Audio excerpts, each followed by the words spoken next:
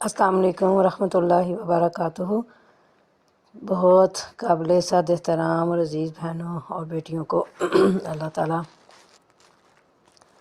ہم سب کے لیے دنیا آخرت کی آسانیاں فرمائے اور ہمارے ساتھ بہترین معاملہ فرمائے، اور اللہ اس دن ہم سے راضی ہو جائے، ہمارے لیے دنیا کی بھی اور آخرت کی بھی سرخروئی عطا فرمائے ہمیں اللہ تعالیٰ اپنی رحمت خاص سے، اور ہمارا یہ دورہ قرآن یعنی قرآن کی دہرائی جو ہم کر رہے ہیں اسے قبول فرما لے، اور ہمیں اس پاک کلام کے مطابق اپنی زندگیاں بسر کرنے کی توفیق دے دے، ہمت دے دے ہمیں، اور ہمارا ہاتھ پکڑ کے اللہ صراط مستقیم پہ چلا دے، آمین ثم آمین۔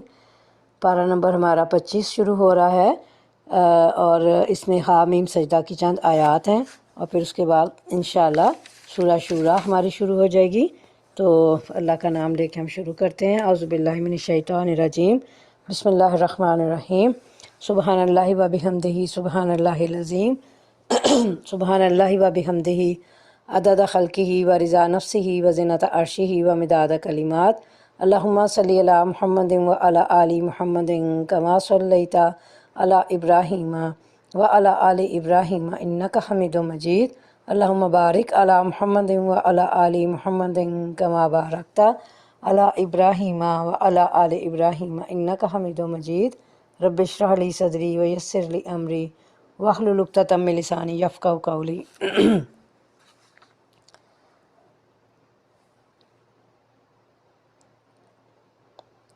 پارہ نمبر 25۔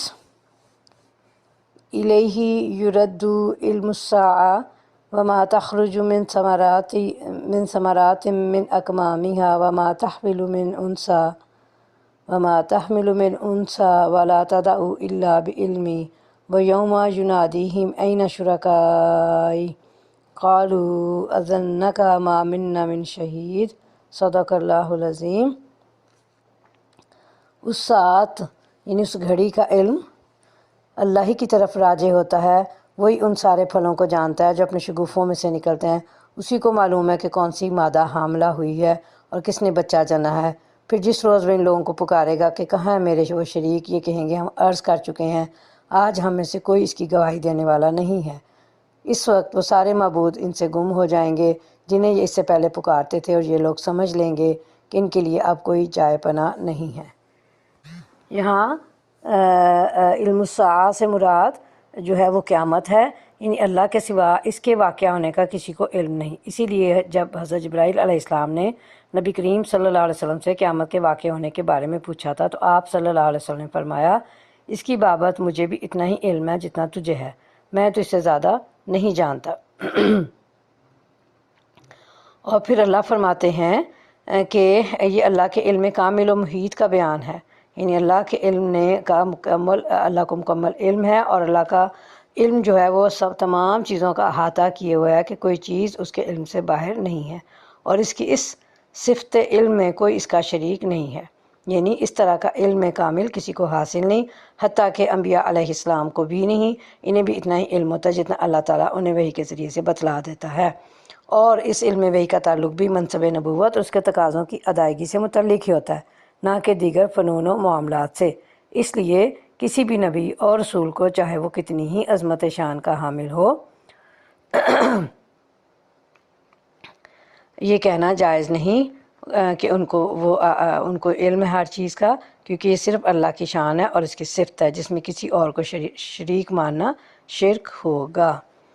اور پھر اللہ فرما رہے ہیں کہ آج ہم میں سے کوئی شخص یہ ماننے کے لیے تیار نہیں کہ تیرا کوئی شریک ہے، یعنی وہ جو لوگ ہیں مشرک، وہ پھر اللہ کو یہ جواب دیں گے۔ اور پھر اللہ فرماتے ہیں کہ وہ جو جن کو وہ پرستش کرتے تھے جن لوگوں کی، تو وہ سب ان سے گم ہو جائیں گے، یعنی وہ ادھر ادھر ہو گئے، اور حسب گمان انہوں نے کسی کو فائدہ نہیں پہنچایا۔ یہ گمان یقین کے معنی میں، یعنی قیامت والے دن وہ یہ یقین کرنے پر مجبور ہوں گے کہ انہیں اللہ کے عذاب سے بچانے والا کوئی نہیں۔ انسان کبھی بھلائی کی دعا مانگتے نہیں تھکتا، اور جب کوئی آفت اس پر آ جاتی ہے تو مایوس و دل شکستہ ہو جاتا ہے، مگر جو ہی کہ سخت وقت گزر جانے کے بعد ہم اسے اپنی رحمت کا مزہ چکھاتے ہیں تو یہ کہتا ہے کہ میں اسی کا مستحق ہوں اور میں نہیں سمجھتا کہ قیامت کبھی آئے گی، لیکن اگر واقعی میں اپنے رب کی طرف پلٹایا گیا تو وہاں بھی مزے کروں گا۔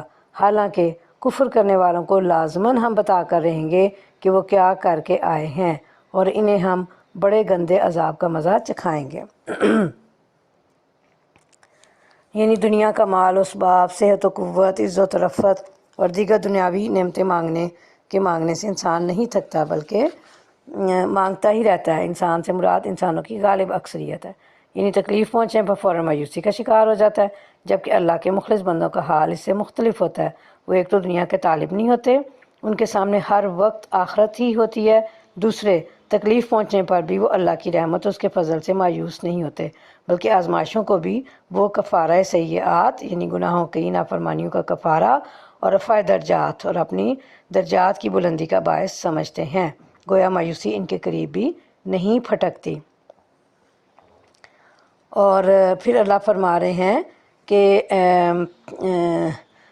رحمت کا مزہ چکھائیں تو کہتے ہیں کہ جی ہم تو اس کے حقدار ہیں، یعنی اللہ کے ہاں میں محبوب ہوں، وہ مجھ سے خوش ہے، اس لیے مجھے وہ اپنی نعمتوں سے نواز رہا ہے۔ انسان یہ خیال کرتا ہے، حالانکہ دنیا کی کمی بیشی اس کی محبت یا ناراضی کی علامت نہیں، بلکہ صرف آزمائش کے لیے اللہ ایسا کرتا ہے تاکہ وہ دیکھے کہ نعمتوں میں اس کا شکر کون کر رہا ہے اور تکلیفوں میں صابر کون ہے۔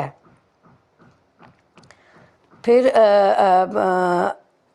وہ کہتا ہے بندہ کہ اگر میں اپنے رب کی طرف پلٹایا بھی گیا تو وہاں بھی مزے کروں گا، ٹھیک ہے جی۔ تو یہ ایک اور غلط فہمی انسان کی، اور یہ کہنے والا کون ہے؟ یہ کہنے والا منافق یا کافر ہے۔ کوئی مومن ایسی بات نہیں کہہ سکتا۔ کافر ہی یہ سمجھتا ہے کہ میری دنیا خیر کے ساتھ گزری ہے تو آخرت بھی میرے لیے ایسی ہی ہوگی، اور پھر کیا کرتا ہے وہ اللہ پھر اسے عذاب کا مزہ چکھائیں گے، ٹھیک ہے جی۔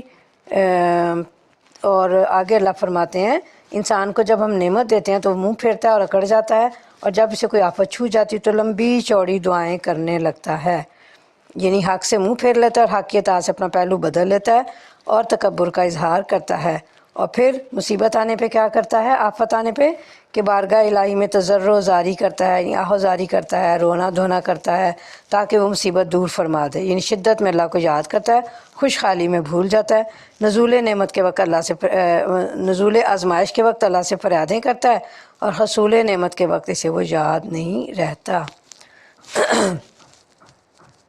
نبی صلی اللہ علیہ وسلم ان سے کہو کبھی تم نے یہ بھی سوچا کہ اگر واقعی یہ قرآن اللہ کی طرف سے ہوا اور تم اس کا انکار کرتے رہے تو اس شخص سے بھڑکا بھٹکا ہوا اور کون ہوگا جس کی مخالفت میں دور تک نکل گیا، یعنی ایسی حالت میں تم سے زیادہ گمراہ اور تم سے زیادہ دشمن کون ہوگا۔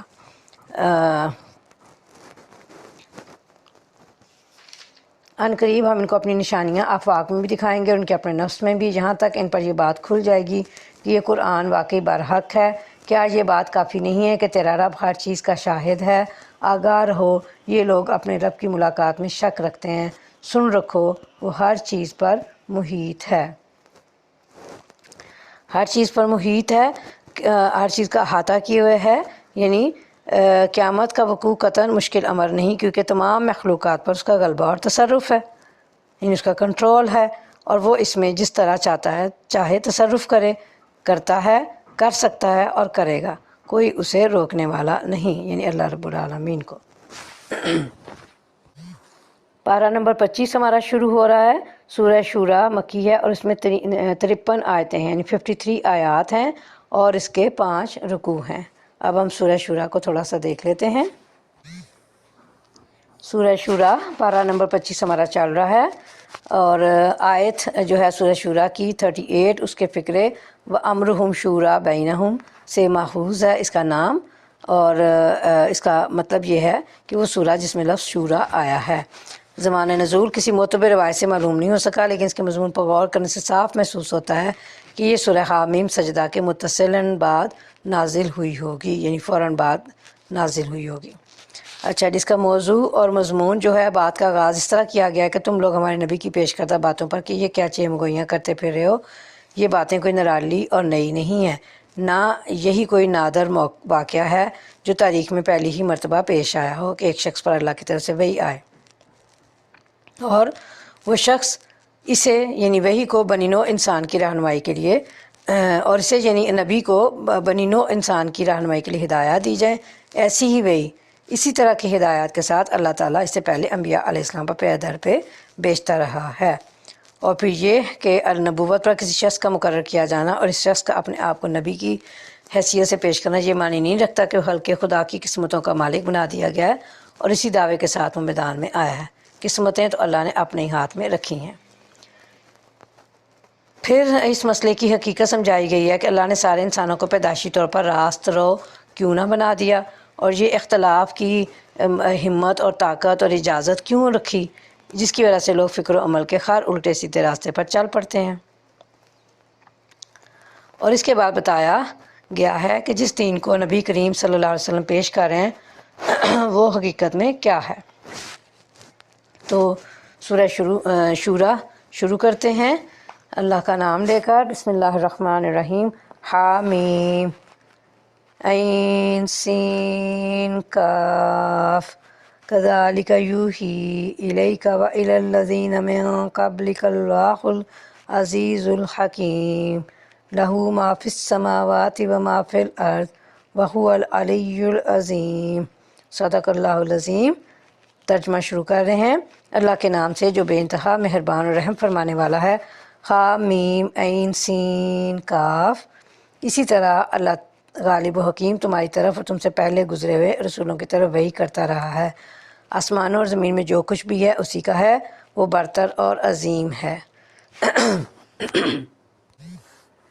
یعنی جس طرح یہ قرآن تیری طرف نازل کیا گیا اسی طرح تجھ سے پہلے انبیاء پر صحیفے اور کتابیں نازل کی گئیں، اور یہ کہ قریب ہے کہ آسمان اوپر سے پھٹ پڑیں، یعنی اللہ تعالیٰ کی عظمت و جلال کی وجہ سے،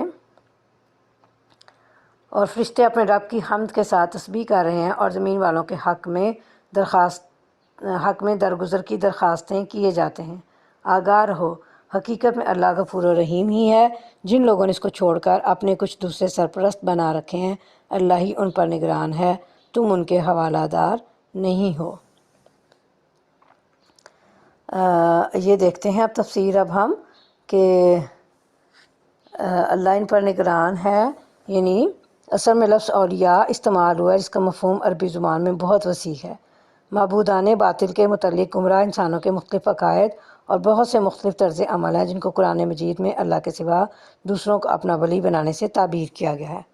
قرآن کی روح سے انسان اس ہستی کو اپنا ولی بناتا ہے جس کے کہنے پر وہ چلے، جس کی ہدایات پر عمل کرے اور جس کے مقرر کیے طریقوں، رسموں اور قوانین و ضوابط کی پیروی کرے، جس کی رہنمائی پر وہ اعتماد کرے اور یہ سمجھے کہ وہ اسے صحیح راستہ بتانے والا اور غلطی سے بچانے والا ہے، جس کے متعلق وہ یہ سمجھے کہ میں دنیا میں ہاں کچھ کرتا رہوں وہ مجھے اس کے برے نتائج سے، اور اگر اللہ ہے اور آخرت بھی ہونے والی ہے تو اس کے عذاب سے بچا لے گا، اور جس کے متعلق وہ یہ سمجھے کہ وہ دنیا میں فوق الفطری طریقے سے اس کی مدد کرتا ہے، آفات و مصائب میں اس کی حفاظت کرتا ہے، اسے روزگار دلواتا ہے، اولاد دیتا ہے، مرادیں بھر لاتا ہے اور دوسری ہر طرح کی حاجتیں پوری کرتا ہے۔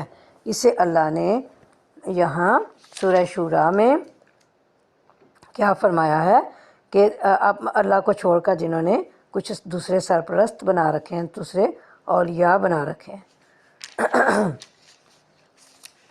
ہاں اسی طرح اے نبی صلی اللہ علیہ وسلم، یہ قرآن عربی ہم نے تمہاری طرف وحی کیا ہے تاکہ تم بستیوں کے مرکز شہر مکہ اور اس کے گرد و پیش رہنے والوں کو خبردار کر دو اور جمع ہونے کے دن سے ڈرا دو جس کے آنے میں کوئی شک نہیں۔ ایک گروہ کو جنت میں جانا ہے اور دوسرے گروہ کو دوزخ میں۔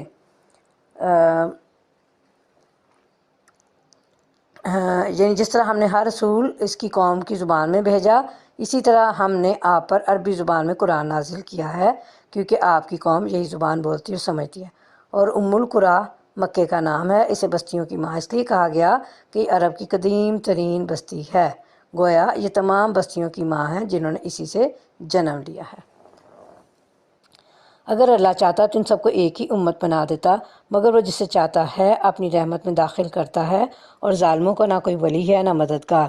کیا یہ ایسے نادان ہیں کہ انہوں نے اسے چھوڑ کر دوسرے ولی بنا رکھے ہیں؟ ولی تو اللہ ہی ہے، وہی مردوں کو زندہ کرتا ہے اور وہ ہر چیز پر قادر ہے۔ تمہارے درمیان جس معاملے میں بھی اختلاف ہو اس کا فیصلہ کرنا اللہ کا کام ہے، وہی اللہ میرا رب ہے، اسی پر میں نے بھروسہ کیا اور اسی کی طرف میں رجوع کرتا ہوں۔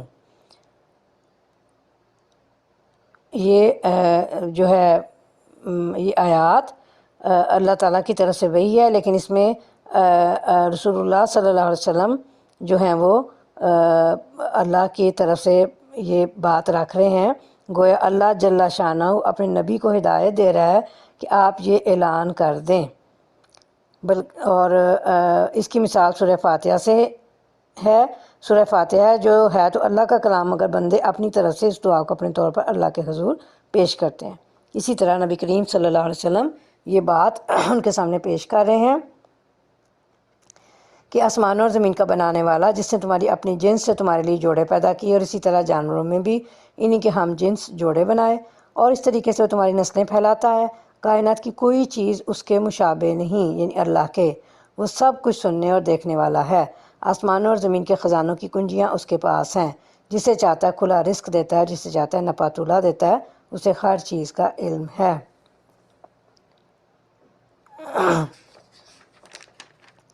اس نے تمہارے لیے دین کا وہی طریقہ مقرر کیا جس کا حکم اس نے نوح علیہ السلام کو دیا تھا، اور جسے اے محمد صلی اللہ علیہ وسلم اب تمہاری طرف ہم نے وحی کے ذریعے سے بھیجا ہے، اور جس کی ہدایت ہم ابراہیم علیہ السلام، موسیٰ علیہ السلام اور عیسیٰ علیہ السلام کو دے چکے ہیں، اس تاکید کے ساتھ کہ قائم کرو اس دین کو اور اس میں متفرق نہ ہو جاؤ۔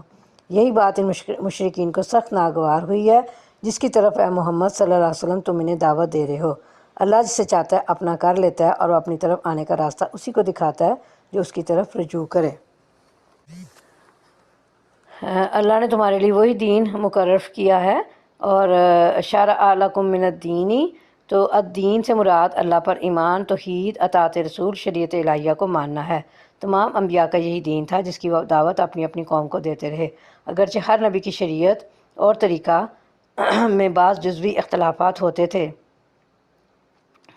لیکن مذکورہ اصول سب کے درمیان مشترک تھے۔ اسی بات کو نبی صلی اللہ علیہ وسلم نے ان الفاظ میں بیان فرمایا ہے کہ ہم انبیاء کی جماعت الاتی بھائی ہیں، ہمارا دین ایک ہے۔ آگے اللہ فرماتے ہیں لوگوں میں جو تفرقہ رونما ہوا وہ اس کے بعد ہوا کہ ان کے پاس علم آ چکا تھا، اور اس بنا پر ہوا کہ وہ آپس میں ایک دوسرے پر زیادتی کرنا چاہتے تھے۔ اگر تیرا رب پہلے ہی یہ نہ فرما چکا ہوتا کہ ایک وقت مقرر تک فیصلہ ملتوی رکھا جائے گا تو ان کا قضیہ یعنی ان کا جھگڑا چکا دیا گیا ہوتا، اور حقیقت یہ ہے کہ اگلوں کے بعد جو لوگ کتاب کے وارث بنائے گئے وہ اس کی طرف سے بڑے اضطراب انگیز شک میں پڑے ہوئے ہیں۔ یعنی بعد کی نسلوں کو یہ اطمینان نہیں رہا ہے کہ جو کتابیں ان کو پہنچی ہوں کس حد تک اپنی صحیح صورت میں ہیں اور کس حد تک ان میں آمیزش ہو چکی ہے۔ وہ یہ بھی یقین کے ساتھ نہیں جانتے کہ ان کے انبیاء کیا تعلیم لائے تھے۔ ہر چیز ان کے ہاں مشکوک ہے اور ذہنوں میں الجھن پیدا کر رہی ہے۔ چونکہ یہ حالت پیدا ہو چکی ہے، اس لیے اے محمد صلی اللہ علیہ وسلم اب تم اسی دین کی طرف دعوت دو اور جس طرح تمہیں حکم دیا گیا ہے اسی پر مضبوطی کے ساتھ قائم ہو جاؤ، اور ان لوگوں کی خواہشات کا اتباع نہ کرو، اور ان سے کہہ دو کہ اللہ نے جو کتاب بھی نازل کی ہے میں اس پر ایمان لایا، مجھے حکم دیا گیا ہے کہ میں تمہارے درمیان انصاف کروں، اللہ ہی ہمارا رب بھی ہے اور تمہارا رب بھی، ہمارے اعمال ہمارے لیے ہیں اور تمہارے اعمال تمہارے لیے، ہمارے اور تمہارے درمیان کوئی جھگڑا نہیں۔ اللہ ایک روز ہم سب کو جمع کرے گا اور اسی کی طرف سب کو جانا ہے۔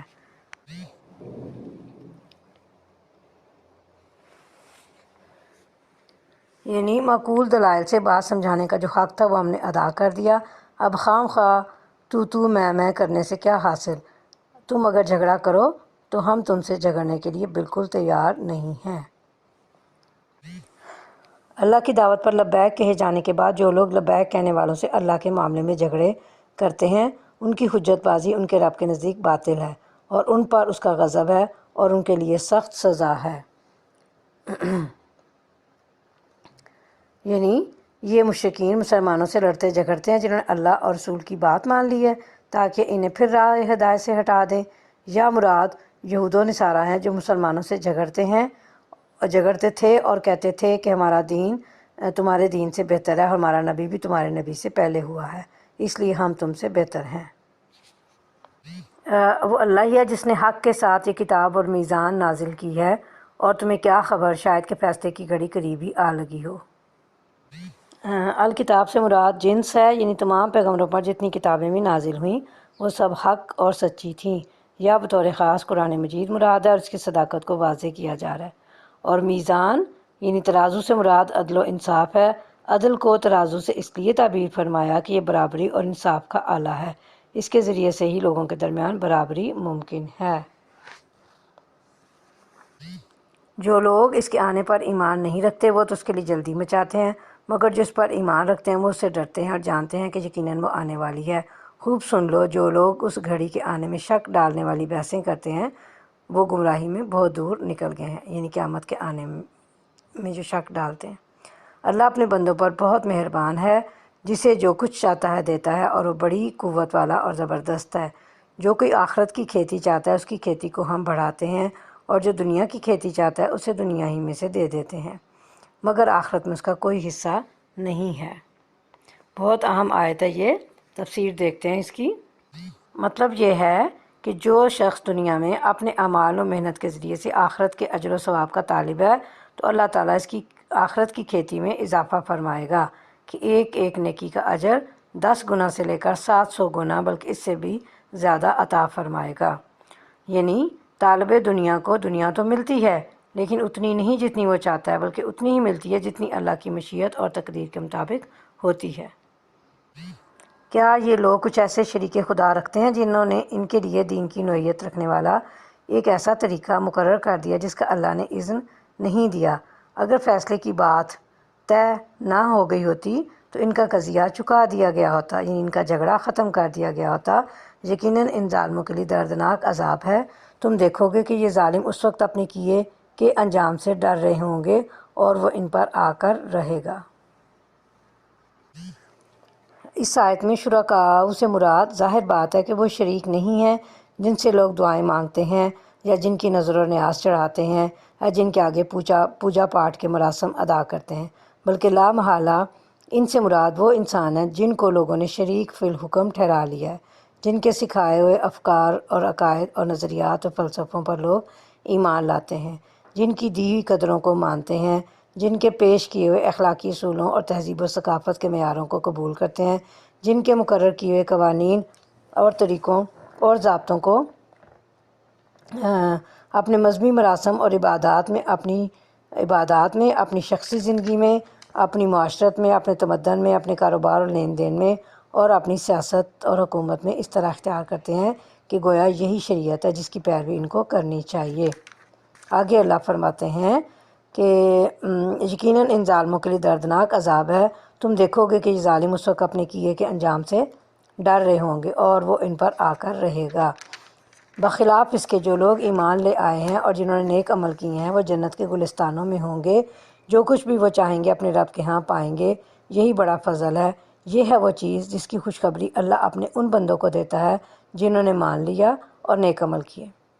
اے نبی صلی اللہ علیہ وسلم، ان لوگوں سے کہہ دو کہ میں اس کام پر تم سے کسی اجر کا طالب نہیں ہوں، البتہ قرابت کی محبت ضرور چاہتا ہوں۔ جو کوئی بھلائی کمائے گا ہم اس کے لیے اس بھلائی میں خوبی کا اضافہ کر دیں گے، بے شک اللہ بڑا درگزر کرنے والا اور قدردان ہے۔ قبائل قریش اور نبی صلی اللہ علیہ وسلم کے درمیان رشتہ داری کا تعلق تھا۔ آیت کا مطلب بالکل واضح ہے کہ میں واضح و نصیحت اور تبلیغ و دعوت کی کوئی اجرت تم سے نہیں مانگتا، البتہ ایک چیز کا سوال ضرور ہے کہ میرے اور تمہارے درمیان جو رشتہ داری ہے اس کا لحاظ کرو۔ تم میری دعوت کو نہیں مانتے تو نہ مانو، تمہاری مرضی، لیکن مجھے نقصان پہنچانے سے تو باز رہو۔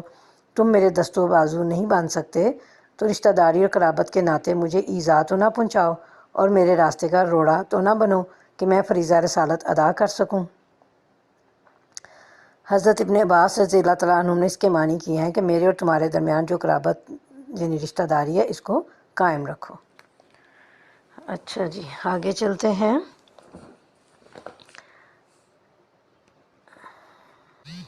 کیا یہ لوگ کہتے ہیں کہ اس شخص نے اللہ پر جھوٹا بہتان گھڑ لیا ہے؟ اگر اللہ چاہے تو تمہارے دل پر مہر کر دے، وہ باطل کو مٹا دیتا ہے اور حق کو اپنے فرمانوں سے حق کر دکھاتا ہے۔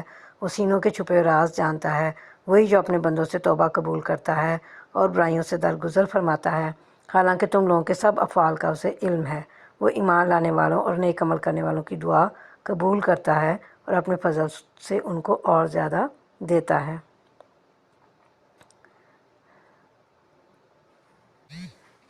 یعنی اس الزام میں اگر صداقت ہوتی تو ہم آپ کے دل پر مہر لگاتے تھے، جس سے وہ قرآن ہی محو ہو جاتا جس کے گھڑنے کا انتصاب آپ کی طرف کیا جاتا ہے۔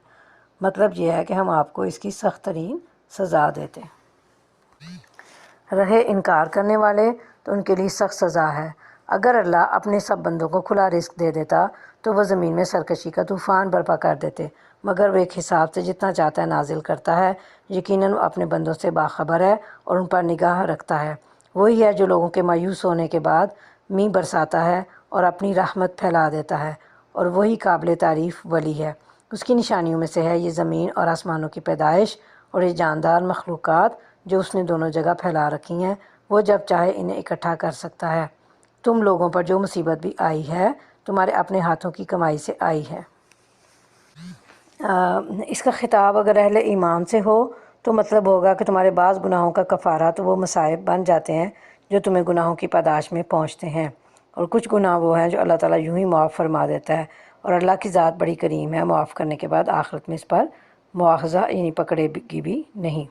حدیث میں آتا ہے کہ مومن کو جو بھی تکلیف اور غم اور حزن پہنچتا ہے، حتیٰ کہ اس کے پیر میں کانٹا بھی چھپتا ہے، تو اللہ تعالیٰ اس کی وجہ سے اس کے گناہ معاف فرما دیتا ہے، اور بہت سے قصوروں سے وہ ایسے ہی درگزر کر جاتا ہے۔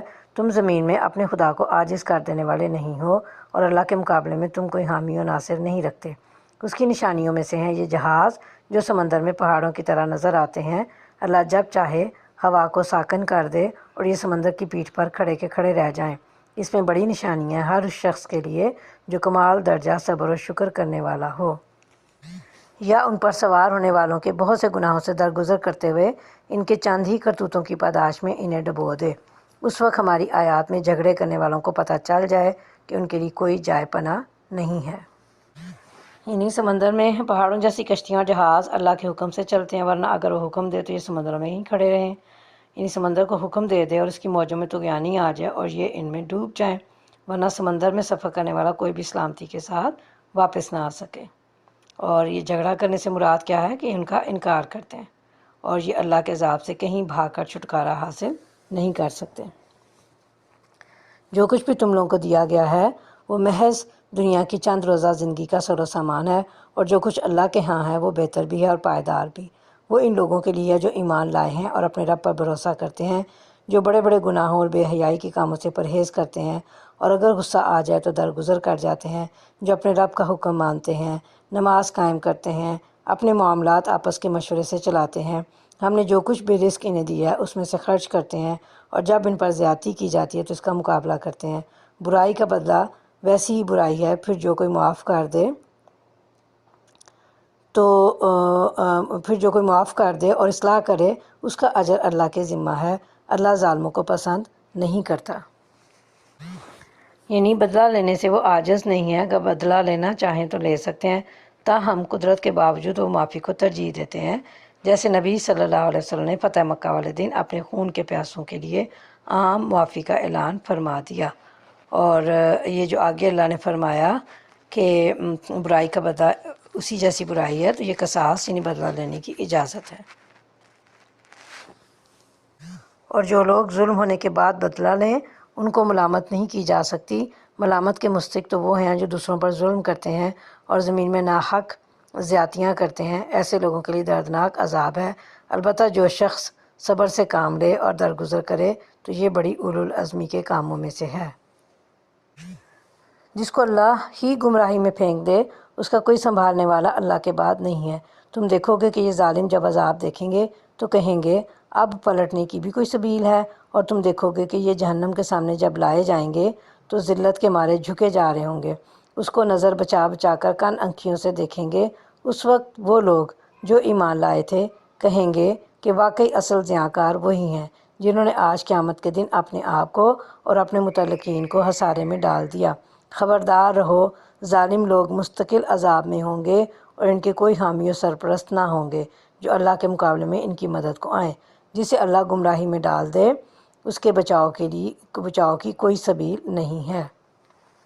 مان لو اپنے رب کی بات قبل اس کے کہ وہ دن آئے جس کے ٹلنے کی کوئی صورت اللہ کی طرف سے نہیں ہے۔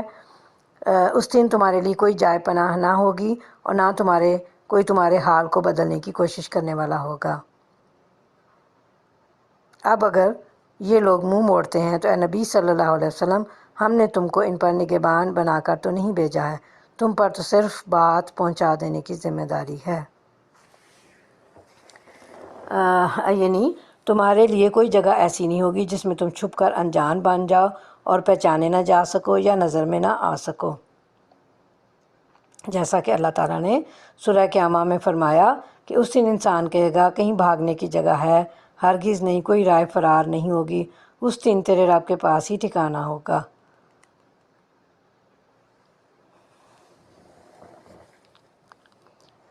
انسان کا حال یہ ہے کہ جب ہم اسے اپنی رحمت کا مزہ چکھاتے ہیں تو اس پر پھول جاتا ہے، اور اگر اس کے اپنے ہاتھوں کا کیا دھرا کسی مصیبت کی شکل میں اس پر الٹ پڑتا ہے تو سخت ناشکرہ بن جاتا ہے۔ اللہ زمین اور آسمانوں کی بادشاہی کا مالک ہے، جو کچھ چاہتا ہے پیدا کرتا ہے، جسے چاہتا ہے لڑکیاں دیتا ہے، جسے چاہتا ہے لڑکے دیتا ہے، جسے چاہتا ہے لڑکے اور لڑکیاں ملا جلا کر دیتا ہے، اور جسے چاہتا ہے بانجھ کر دیتا ہے۔ وہ سب کچھ جانتا اور ہر چیز پر قادر ہے۔ کسی بشر کا یہ مقام نہیں ہے کہ اللہ اس سے روبرو بات کرے، اس کی بات یا تو وحی یعنی اشارے کے طور پر ہوتی ہے، یا پردے کے پیچھے سے، یا پھر وہ کوئی پیغامبر فرشتہ بھیجتا ہے۔ یہاں وحی سے مراد القاء، الہام یا دل میں کوئی بات ڈال دینا یا خواب میں کچھ دکھا دینا، جیسے حضرت ابراہیم علیہ السلام حضرت یوسف علیہ السلام کو دکھایا گیا۔ اور اللہ کوئی پیغامبر فرشتہ بھیجتا ہے، مراد یہ ہے کہ بندہ ایک آواز سنے مگر بولنے والا اسے نظر نہ آئے، جس طرح حضرت موسیٰ علیہ السلام کے ساتھ ہوا کہ طور کے دامن میں ایک درخت سے یکایک انہیں آواز آنی شروع ہوئی مگر بولنے والا ان کی نگاہ سے اوجھل تھا، اور وہ اس کے حکم سے جو کچھ چاہتا ہے وہی کرتا ہے۔ یہ وحی کے آنے کی وہ صورت ہے جس کے ذریعے سے تمام کتب آسمانی جو ہیں وہ انبیاء علیہ السلام تک پہنچیں، اور وہ برتر ہے اور حکیم ہے۔ اور اسی طرح نبی صلی اللہ علیہ وسلم، ہم نے اپنے حکم سے ایک روح تمہاری طرف وحی کی ہے۔ اسی طرح سے مراد یہ وحی آنے کی وہ صورت ہے اسی طرح سے مراد محض آخری طریقہ نہیں ہے، بلکہ وہ تینوں طریقے ہیں جو اوپر کی آیات میں ذکر کیے گئے ہیں۔ اور روح سے مراد وحی یا وہ تعلیم ہے جو وحی کے ذریعے سے نبی کریم صلی اللہ علیہ وسلم کو دی گئی۔ تمہیں کچھ پتہ نہ تھا کہ کتاب کیا ہوتی ہے اور ایمان کیا ہوتا ہے، مگر اس روح کو ہم نے ایک روشنی بنا دیا جس سے ہم راہ دکھاتے ہیں اپنے بندوں میں سے جسے چاہتے ہیں۔ یقیناً تم سیدھے راستے کی طرف رہنمائی کر رہے ہو، اس خدا کے راستے کی طرف جو زمین و آسمان کی ہر چیز کا مالک ہے۔ خبردار رہو، سارے معاملات اللہ ہی کی طرف رجوع کرتے ہیں۔ یعنی قیامت والے دن تمام معاملات کا فیصلہ اللہ ہی کے ہاتھ میں ہوگا، اس میں سخت وعید ہے۔ پارہ نمبر 25 ہمارا چل رہا ہے، اور اب ہم سورہ زخرف انشاءاللہ تعالیٰ اس میں پڑھیں گے۔ آیات اس کی 99 یعنی 89 ہیں، اور مکی سورہ ہے اور رکوع اس کے 7 ہیں۔ تو ہم دیکھتے ہیں سورہ زخرف کو۔ سورہ کا نام زخرف جو ہے آیت نمبر 35 کے لفظ زخرفہ سے ماخوذ ہے، مطلب یہ کہ وہ سورہ جس میں لفظ زخرف آیا ہے۔ زمانہ نزول اس کا جو ہے یہ اس کے مضامین پر غور کرنے سے محسوس ہوتا ہے کہ یہ سورہ بھی اسی زمانے میں نازل ہوئی جس میں سورہ مومن، سورہ حامیم سجدہ اور شورى نازل ہوئیں۔ یہ ایک ہی سلسلے کی صورتیں معلوم ہوتی ہیں، جن کا نزول اس وقت سے شروع ہوا جب کفار مکہ نبی صلی اللہ علیہ وسلم کی جان کے در پہ ہو گئے تھے۔ شب و روز اپنی محفلوں میں بیٹھ کر مشورے کر رہے تھے کہ آپ کو کس طرح ختم کیا جائے، اور ایک حملہ آپ کی جان پر ہو بھی چکا تھا۔ اور اس کے موضوع اور مباحث جو ہیں وہ دیکھتے ہیں کہ اس سورہ میں پورے زور کے ساتھ قریش اور اہل عرب کے ان جاہلانہ عقائد اور اوہام پر تنقید کی گئی ہے جن پر وہ اصرار کیے چلے جا رہے تھے، اور نہایت محکم اور دل نشین طریقے سے ان کی نامعقولیت کا پردہ فاش کیا گیا ہے۔ تاکہ معاشرے کا ہر فرد جس کے اندر کچھ بھی معقولیت موجود ہو یہ سوچنے پر مجبور ہو جائے کہ آخر یہ کیسی جہالتیں ہیں جن سے ہماری قوم بری طرح چمٹی ہوئی ہے، اور جو شخص ہمیں ان کے چکر سے نکالنے کی کوشش کر رہا ہے اس کے پیچھے ہاتھ دھو کر پڑ گئی ہے۔ اعوذ باللہ من الشیطان الرجیم، بسم اللہ الرحمن الرحیم، حامیم والکتاب المبین، انا جعلناہ قرآنا عربیا لعلکم تعقلون وانہ فی ام الکتاب لدینا لعلی حکیم، صدق اللہ العظیم۔ حامیم، قسم ہے اس واضح کتاب کی کہ ہم نے اسے عربی زبان کا قرآن بنایا ہے تاکہ تم لوگ اسے سمجھو، اور در حقیقت یہ ام الکتاب میں ثبت ہے، ہمارے ہاں بڑی بلند مرتبہ اور حکمت سے لبریز کتاب۔ حامیم وہی جو ہیں حروف مقطعات۔ آگے اللہ نے فرمایا قسم اس واضح کتاب یعنی قرآن پاک کی قسم کھائی ہے اللہ نے کہ یہ صراط مستقیم ہے، واضح کتاب کی یہ صراط مستقیم اسلام ہے، اور یہ کتاب جو ہے یہ دنیا کی فصیح ترین زبان ہے۔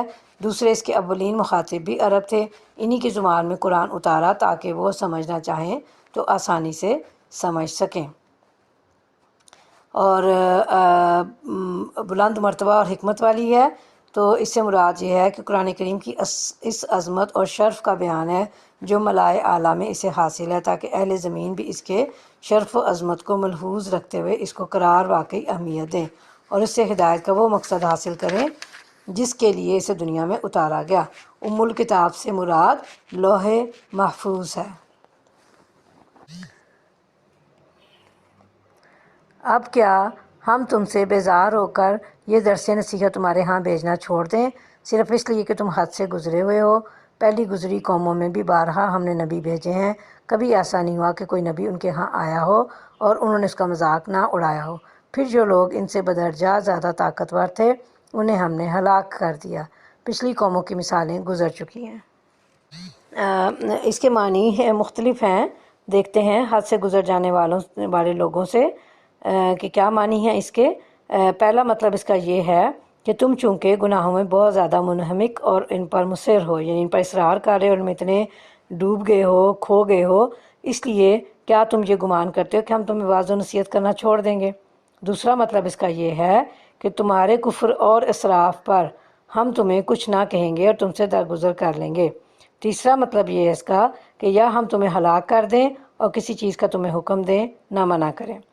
اور چوتھا مطلب یہ ہے کہ چونکہ تم قرآن پر ایمان لانے والے نہیں ہو اس لیے ہم قرآن نازل کرنے کا سلسلہ ہی بند کر دیں۔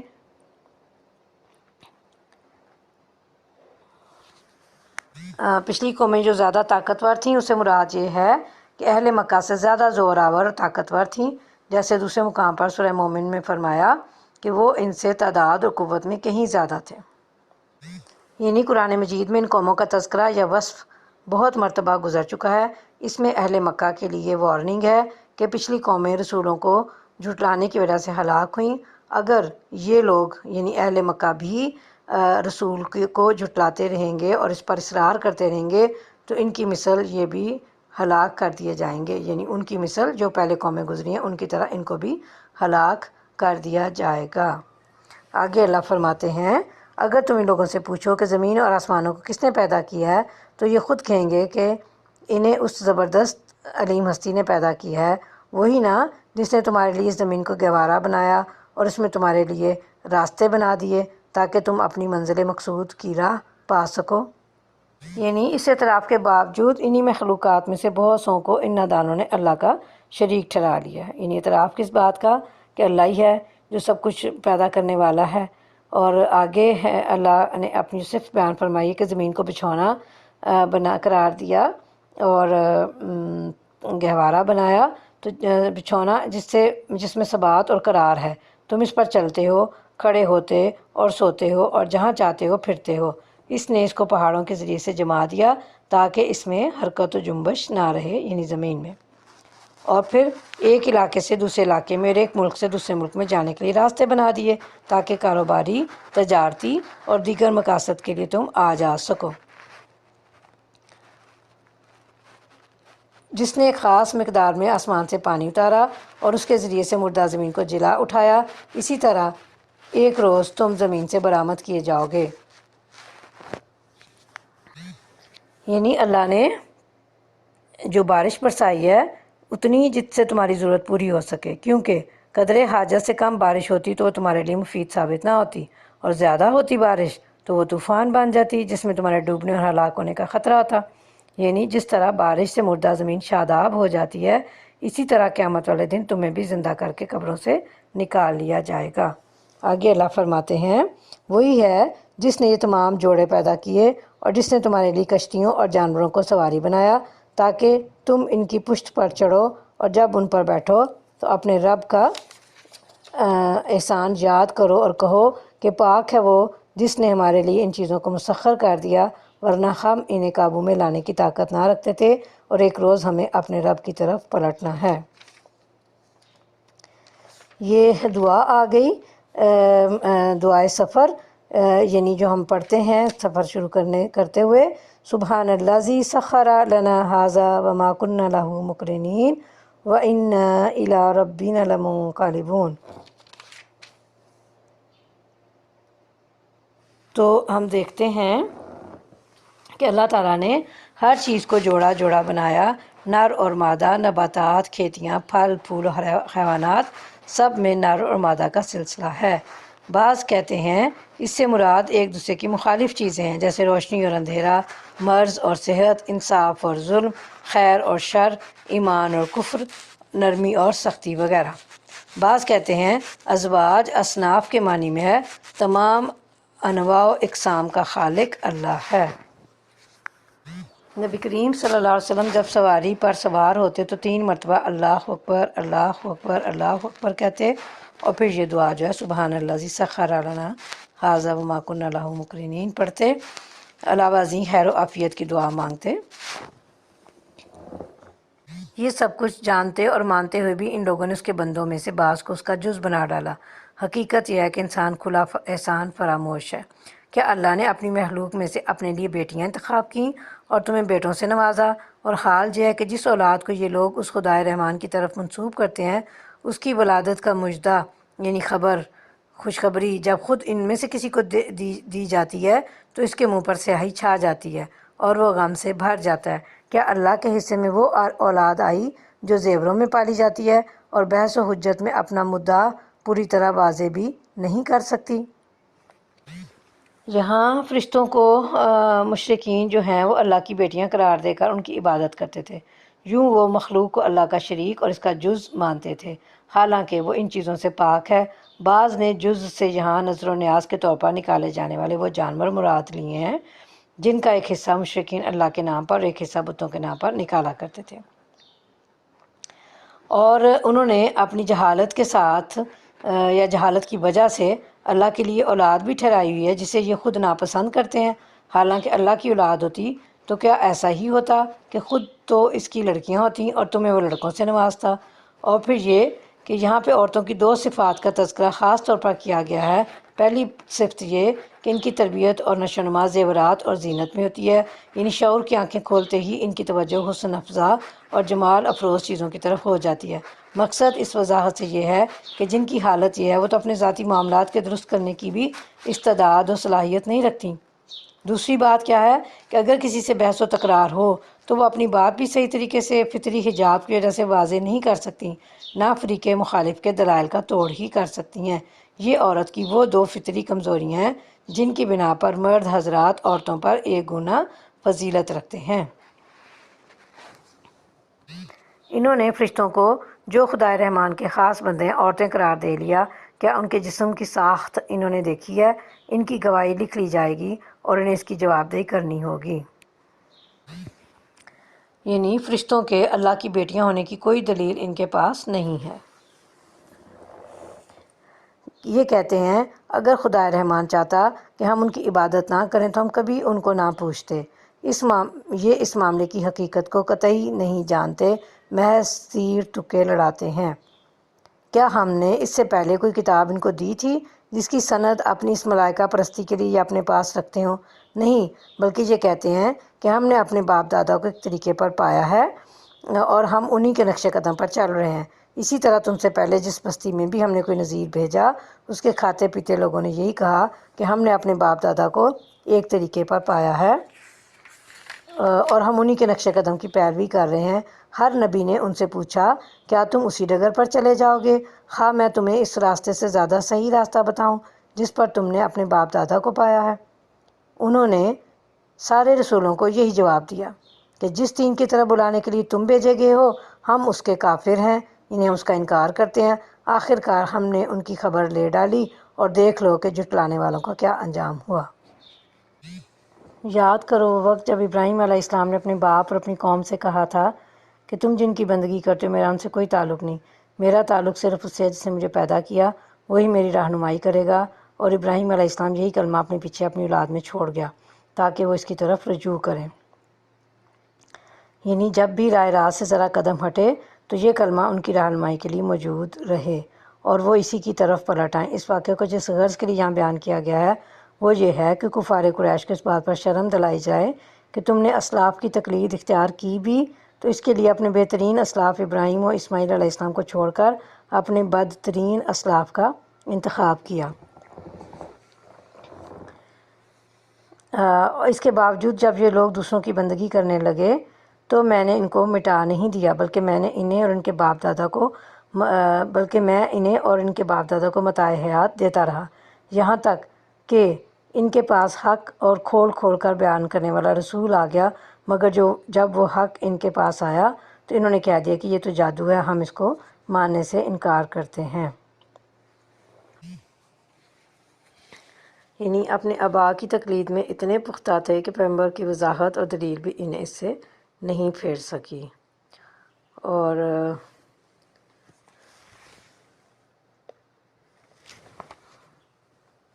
یاد کرو وہ وقت جب ابراہیم علیہ السلام نے اپنے باپ اور اپنی قوم سے کہا تھا کہ تم جن کی بندگی کرتے ہو میرا ان سے کوئی تعلق نہیں، میرا تعلق صرف اس سے ہے جس نے مجھے پیدا کیا، وہی میری رہنمائی کرے گا۔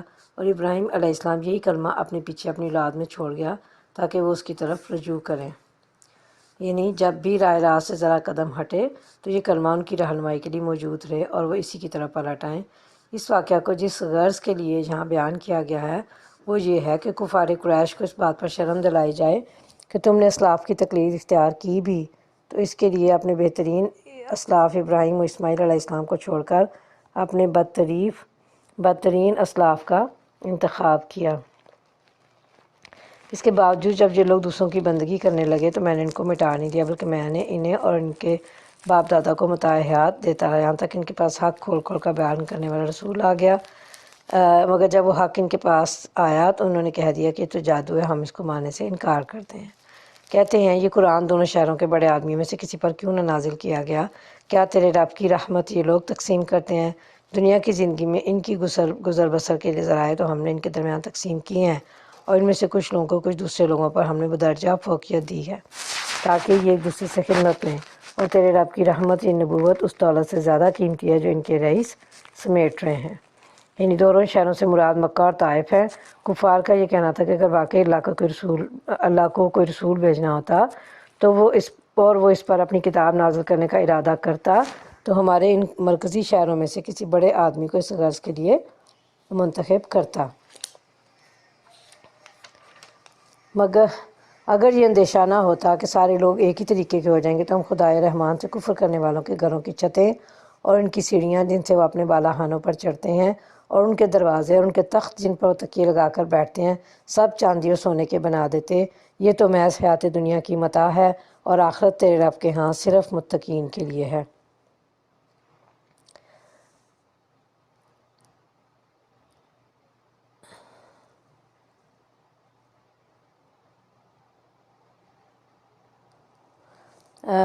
یہ آیت ولی بیوتہم ابوابا وسررا علیہا یتکئون وزخرفا وَإِن كُلُّ ذَلِكَ لَمَّا مَتَاعُ الْحَيَاةِ الدُّنْيَا وَالْآخِرَةُ عِندَ رَبِّكَ لِلْمُتَّقِينَ۔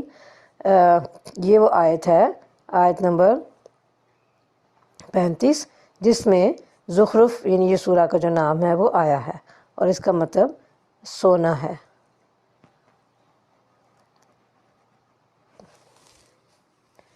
جو شخص رحمان کے ذکر سے تغافل برتتا ہے، ہم اس پر ایک شیطان مسلط کر دیتے ہیں اور اس کا رفیق بن جاتا ہے۔ یہ شیاطین ایسے لوگوں کو راہ راست پر آنے سے روکتے ہیں اور وہ اپنی جگہ یہ سمجھتے ہیں کہ ہم ٹھیک جا رہے ہیں۔ آخر کار جب یہ شخص ہمارے ہاں پہنچے گا تو اپنے شیطان سے کہے گا، کاش میرے اور تیرے درمیان مشرق و مغرب کا بعد ہوتا، یعنی مشرق و مغرب کا فاصلہ ہوتا یا دوری ہوتی، تو بدترین ساتھی نکلا۔ اس وقت ان لوگوں سے کہا جائے گا کہ جب تم ظلم کر چکے تو آج یہ بات تمہارے لیے کچھ بھی نافع نہیں ہے کہ تم اور تمہارے شیاطین عذاب میں مشترک ہیں۔ مطلب یہ ہے کہ دنیا کا مال ہماری نظر میں اتنا بے وقت ہے کہ اگر مذکورہ خطرہ نہ ہوتا تو اللہ کے سب منکروں کو خوب دولت دی جاتی، لیکن اس میں خطرہ یہی تھا کہ پھر سب لوگ ہی دنیا کے پرستار نہ بن جائیں۔ دنیا کی حقارت اس حدیث سے بھی واضح ہے جس میں فرمایا گیا ہے، اگر دنیا کی اللہ کے ہاں اتنی حیثیت بھی ہوتی جتنی ایک مچھر کے پر کی ہوتی ہے تو اللہ تعالیٰ کسی کافر کو اس دنیا سے ایک گھونٹ پانی بھی پینے نہ دیتا۔ اور پھر اللہ فرماتے ہیں کہ اللہ کے نزدیک تو جو ہے وہ آخرت جو ہے وہ اللہ کے ہاں صرف متقین کے لیے ہے، یعنی جو شرک اور گناہوں سے اجتناب اور اللہ کی اطاعت کرتے رہے، ان کے لیے آخرت اور جنت کی نعمتیں ہیں جن کو زوال اور فنا نہیں۔ یعنی انسان جو ہے یا کافر جو ہے وہ قیامت والے دن یہ کہے گا کہ اے شیطان تو بہت برا ساتھی ہے، لیکن اس دن اس اعتراف کا کوئی فائدہ نہیں ہوگا، کیونکہ اللہ کی یاد سے غافل رہنے والے لوگوں کا ساتھی تو شیطان بن جاتا ہے اور ہر وقت ان کے ساتھ لگا رہتا ہے اور نیکیوں سے روکتا ہے، یا انسان خود ہی اسی شیطان کا ساتھی بن جاتا ہے اور اسے جدا نہیں ہوتا بلکہ تمام معاملات میں اسی کی پیروی کرتا ہے۔ اب کیا اے نبی صلی اللہ علیہ وسلم تم بہروں کو سناؤ گے، اندھوں اور سری گمراہی میں پڑے ہوئے لوگوں کو راہ دکھاؤ گے؟ اب تو ہمیں ان کو سزا دینی ہے، ہم تمہیں دنیا سے اٹھا لیں یا تم کو آنکھوں سے ان کا وہ انجام دکھا دیں جس کا ہم نے ان سے وعدہ کیا ہے۔ ہمیں ان پر پوری قدرت حاصل ہے، تم بہرحال اس کتاب کو مضبوطی سے تھامے رہو جو وحی کے ذریعے سے تمہارے پاس بھیجی گئی ہے، یقیناً تم سیدھے راستے پر ہو۔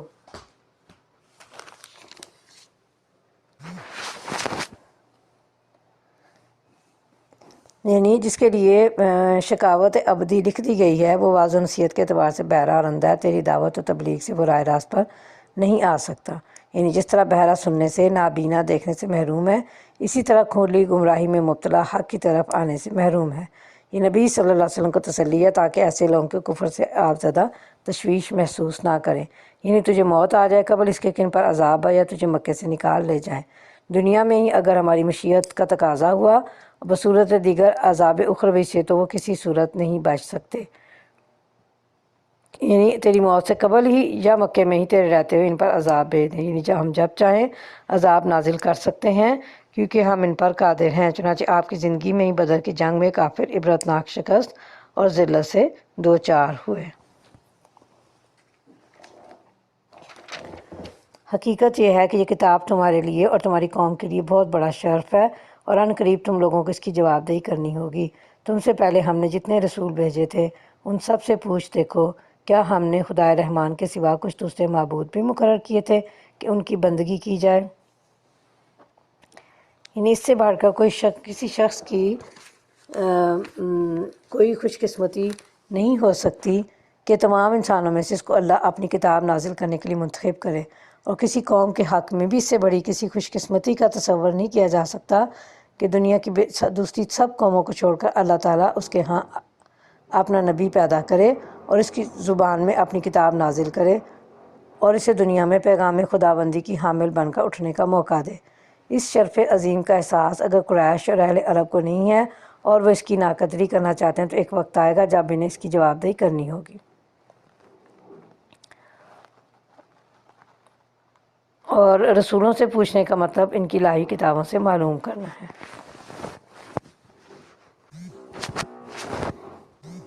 ہم نے موسیٰ علیہ السلام کو اپنی نشانیوں کے ساتھ فرعون اور اس کے اعیان سلطنت کے پاس بھیجا، اور اس نے جا کر کہا کہ میں رب العالمین کا رسول ہوں، پھر جب اس نے ہماری نشانیاں ان کے سامنے پیش کیں تو وہ ٹھٹھے مارنے لگے۔ ہم ایک پر ایک ایسی نشانی ان کو دکھاتے چلے گئے جو پہلے سے بڑھ چڑھ کر تھی، اور ہم نے ان کو عذاب میں دھر لیا کہ وہ اپنی روش سے باز آئیں۔ ہر عذاب کے موقع پر وہ کہتے، اے ساحر، اپنے رب کی طرف سے تجھے جو منصب حاصل ہے اس کی بنا پر ہمارے لیے اس سے دعا کر، ہم ضرور راہ راست پر آ جائیں گے۔ مگر جو ہی کہ ہم ان پر سے عذاب ہٹا دیتے وہ اپنی بات سے پھر جاتے تھے۔ ایک روز فرعون نے اپنی قوم کے درمیان پکار کر کہا، لوگو، کیا مصر کی بادشاہی میری نہیں ہے اور یہ نہریں میرے نیچے نہیں بہہ رہیں؟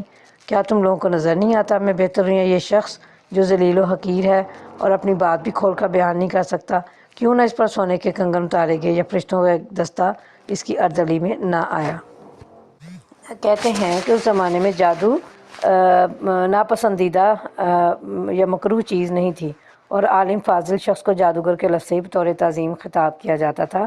علاوہ عظیم معجزات اور نشانیوں کے بارے میں بھی ان کا خیال تھا کہ یہ موسیٰ علیہ السلام کے فن جادوگری کا کمال ہے، اس لیے انہوں نے موسیٰ علیہ السلام کو جادوگر کے لفظ سے مخاطب کیا۔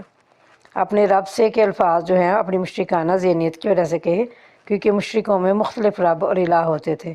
موسیٰ علیہ السلام اپنے رب سے یہ کام کروا دو یا اپنے رب سے یہ کام کروا دو، اس طرح ان کا طرز تخاطب تھا، یعنی ہمارے ایمان لانے پر عذاب ٹالنے کا وعدہ۔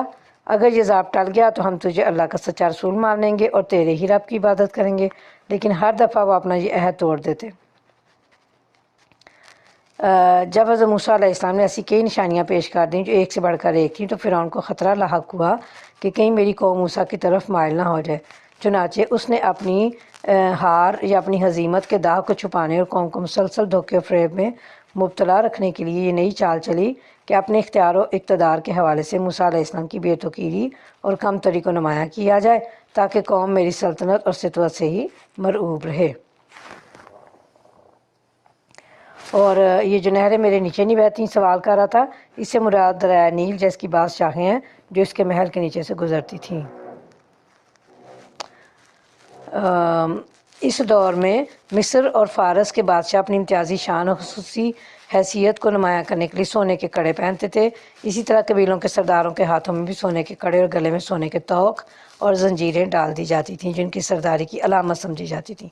اسی اعتبار سے فرعون نے موسیٰ علیہ السلام کے بارے میں کہا کہ اگر اس کی کوئی حیثیت اور امتیازی شان ہوتی تو اس کے ہاتھ میں سونے کے کڑے ہونے چاہیے تھے۔ اس نے اپنی قوم کو ہلکا سمجھا، انہوں نے اس کی اطاعت کی، در حقیقت وہ تھے ہی فاسق لوگ۔ یہاں اس فقرے میں ایک بہت بڑی حقیقت بیان کی گئی ہے۔ جب کوئی شخص کسی ملک میں اپنی حکومت چلانے کی کوشش کرتا ہے اور اس کے لیے کھلم کھلا ہر طرح کی چالیں چلتا ہے، ہر فریب اور مکر و دغا سے کام لیتا ہے، کھلے بازار میں ضمیروں کی خرید و فروخت کا کاروبار کرتا ہے اور جو بکتے نہیں انہیں بے دریغ کچلتا اور روندتا ہے، تو خواہ زبان سے وہ یہ بات نہ کہے مگر اپنے عمل سے صاف ظاہر کر دیتا ہے کہ وہ در حقیقت اس ملک کے باشندوں کو عقل اور اخلاق اور مردانگی کے لحاظ سے ہلکا سمجھتا ہے، اور اس نے ان کے متعلق یہ رائے قائم کی ہے کہ میں ان بے وقوف، بے ضمیر اور بزدلوں کو جدھر چاہوں ہانک کر لے جا سکتا ہوں۔ پھر جب اس کی یہ تدبیریں کامیاب ہو جاتی ہیں اور ملک کے باشندے اس کے دست بستہ غلام بن جاتے ہیں تو وہ اپنے عمل سے ثابت کر دیتے ہیں کہ اس خبیث نے جو کچھ انہیں سمجھا تھا واقعی وہ وہی کچھ ہے، اور ان کی اس ذلیل حالت میں مبتلا ہونے کی اصل وجہ یہ ہوتی ہے کہ بنیادی طور پر فاسق ہوتے ہیں۔ اور جو ہی کہ ابن مریم کی مثال دی گئی، تمہاری قوم کے لوگوں نے اس پر غل مچا دیا اور کہنے لگے کہ ہمارے معبود اچھے ہیں یا وہ سے مراد جو ہے کہ تم سے پہلے جو رسول ہو گزرے ہیں ان سب سے پوچھ دیکھو کہ ہم نے خدائے رحمان کے سوا کوئی دوسرے معبود بھی مقرر کیے تھے کہ ان کی بندگی کی جائے۔ یہ مثال وہ تمہارے سامنے محض کج بیسی کے لیے لائے ہیں، حقیقت یہ ہے کہ یہ ہیں ہی جھگڑالو لوگ۔ ابن مریم اس کے سوا کچھ نہ تھا کہ ایک بندہ تھا جس پر ہم نے انعام کیا اور بنی اسرائیل کے لیے اسے اپنی قدرت کا ایک نمونہ بنا دیا۔ ہم چاہیں تو تم سے فرشتے پیدا کر دیں جو زمین میں تمہارے جانشین ہوں، اور وہ یعنی ابن مریم دراصل قیامت کی ایک نشانی ہے، بس تم اس میں شک نہ کرو۔ اس ایک اعتبار سے کہ بغیر باپ کی ان کی ولادت ہوئی، دوسرے خود انہیں جو معجزات دیے گئے یعنی حیائے موتا وغیرہ اس لحاظ سے بھی، یعنی تمہیں ختم کر کے تمہاری جگہ زمین پر فرشتوں کو آباد کر دیتے جو تمہاری ہی طرح ایک دوسرے کی جانشینی کرتے۔ مطلب یہ ہے کہ فرشتوں کا آسمان پر رہنا ایسا شرف نہیں ان کی عبادت کی جائے، یہ تو ہماری مشیت اور قضا ہے کہ فرشتوں کو آسمان پر اور انسانوں کو زمین پر آباد کیا۔ ہم چاہیں تو فرشتوں کو زمین پر بھی آباد کر سکتے ہیں۔ کس وقت جانا؟ جب میری بات مان لو، یہی سیدھا راستہ ہے۔ ایسا نہ ہو کہ شیطان تم کو اس سے روک دے کہ وہ تمہارا کھلا دشمن ہے۔ اور جب عیسیٰ سری نشانیاں لیے ہوئے آیا تھا تو اس نے کہا تھا کہ میں تم لوگوں کے پاس حکمت لے کر آیا ہوں، اور اس لیے آیا ہوں کہ تم پر بعض ان باتوں کو کھول دوں جن میں تم اختلاف کر رہے ہو، لہٰذا تم اللہ سے ڈرو اور میری اطاعت کرو۔ حقیقت یہ ہے کہ اللہ ہی میرا رب بھی اور تمہارا رب بھی، اسی کی تم عبادت کرو، یہی سیدھا راستہ ہے۔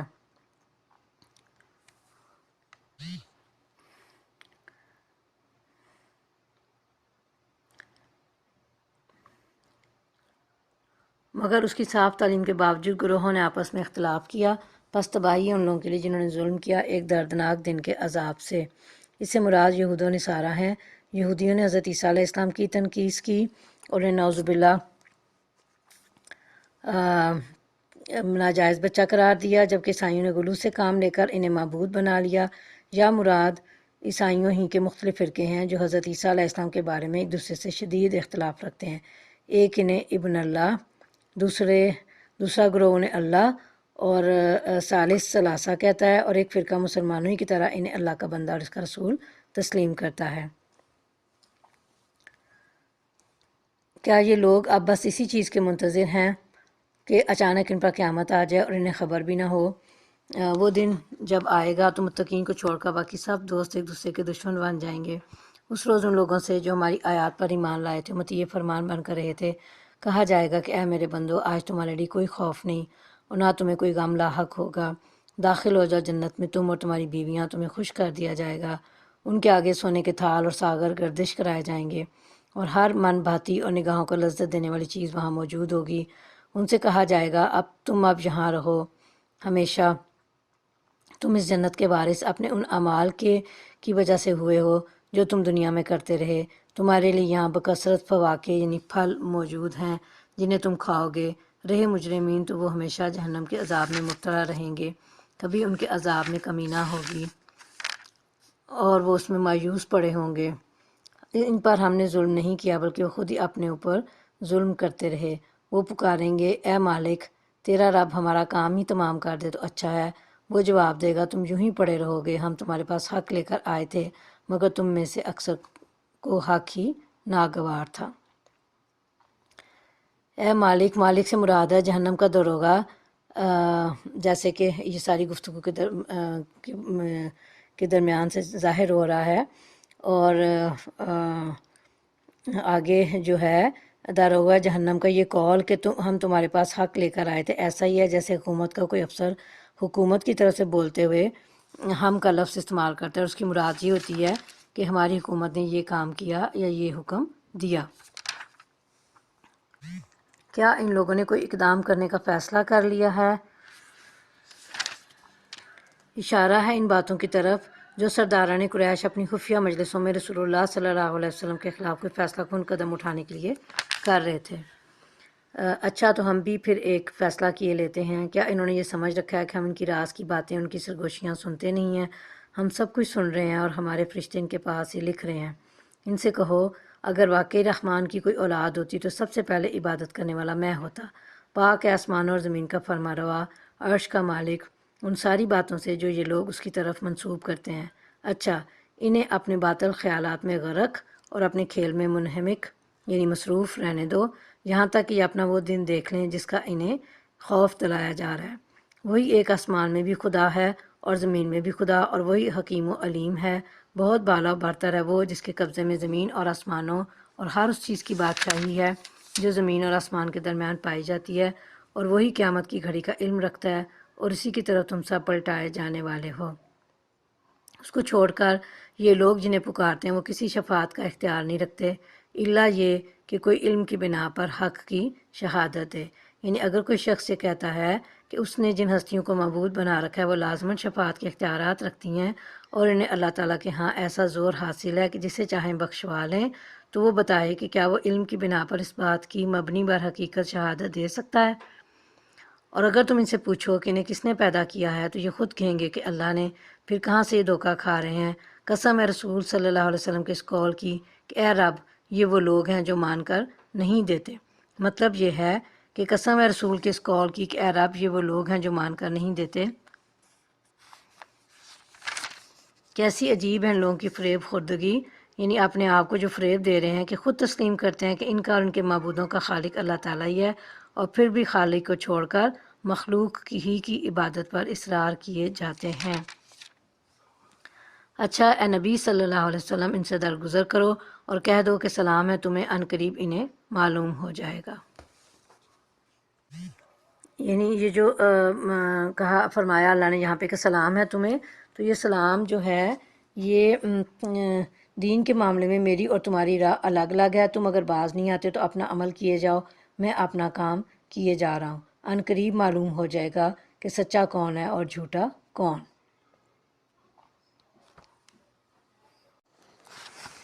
پارہ نمبر 25 ہمارا چل رہا ہے، اور انشاءاللہ ابھی ہم سورہ دخان شروع کرتے ہیں۔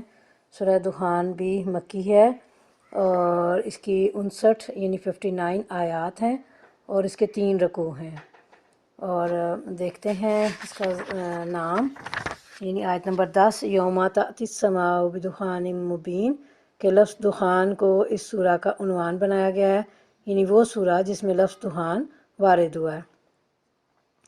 زمانہ نزول دیکھتے ہیں اس کا کہ یہ تقریباً اسی دور کی ہے جس میں سورہ زخرف اور اس سے پہلے کی چند صورتیں نازل ہوئی تھیں۔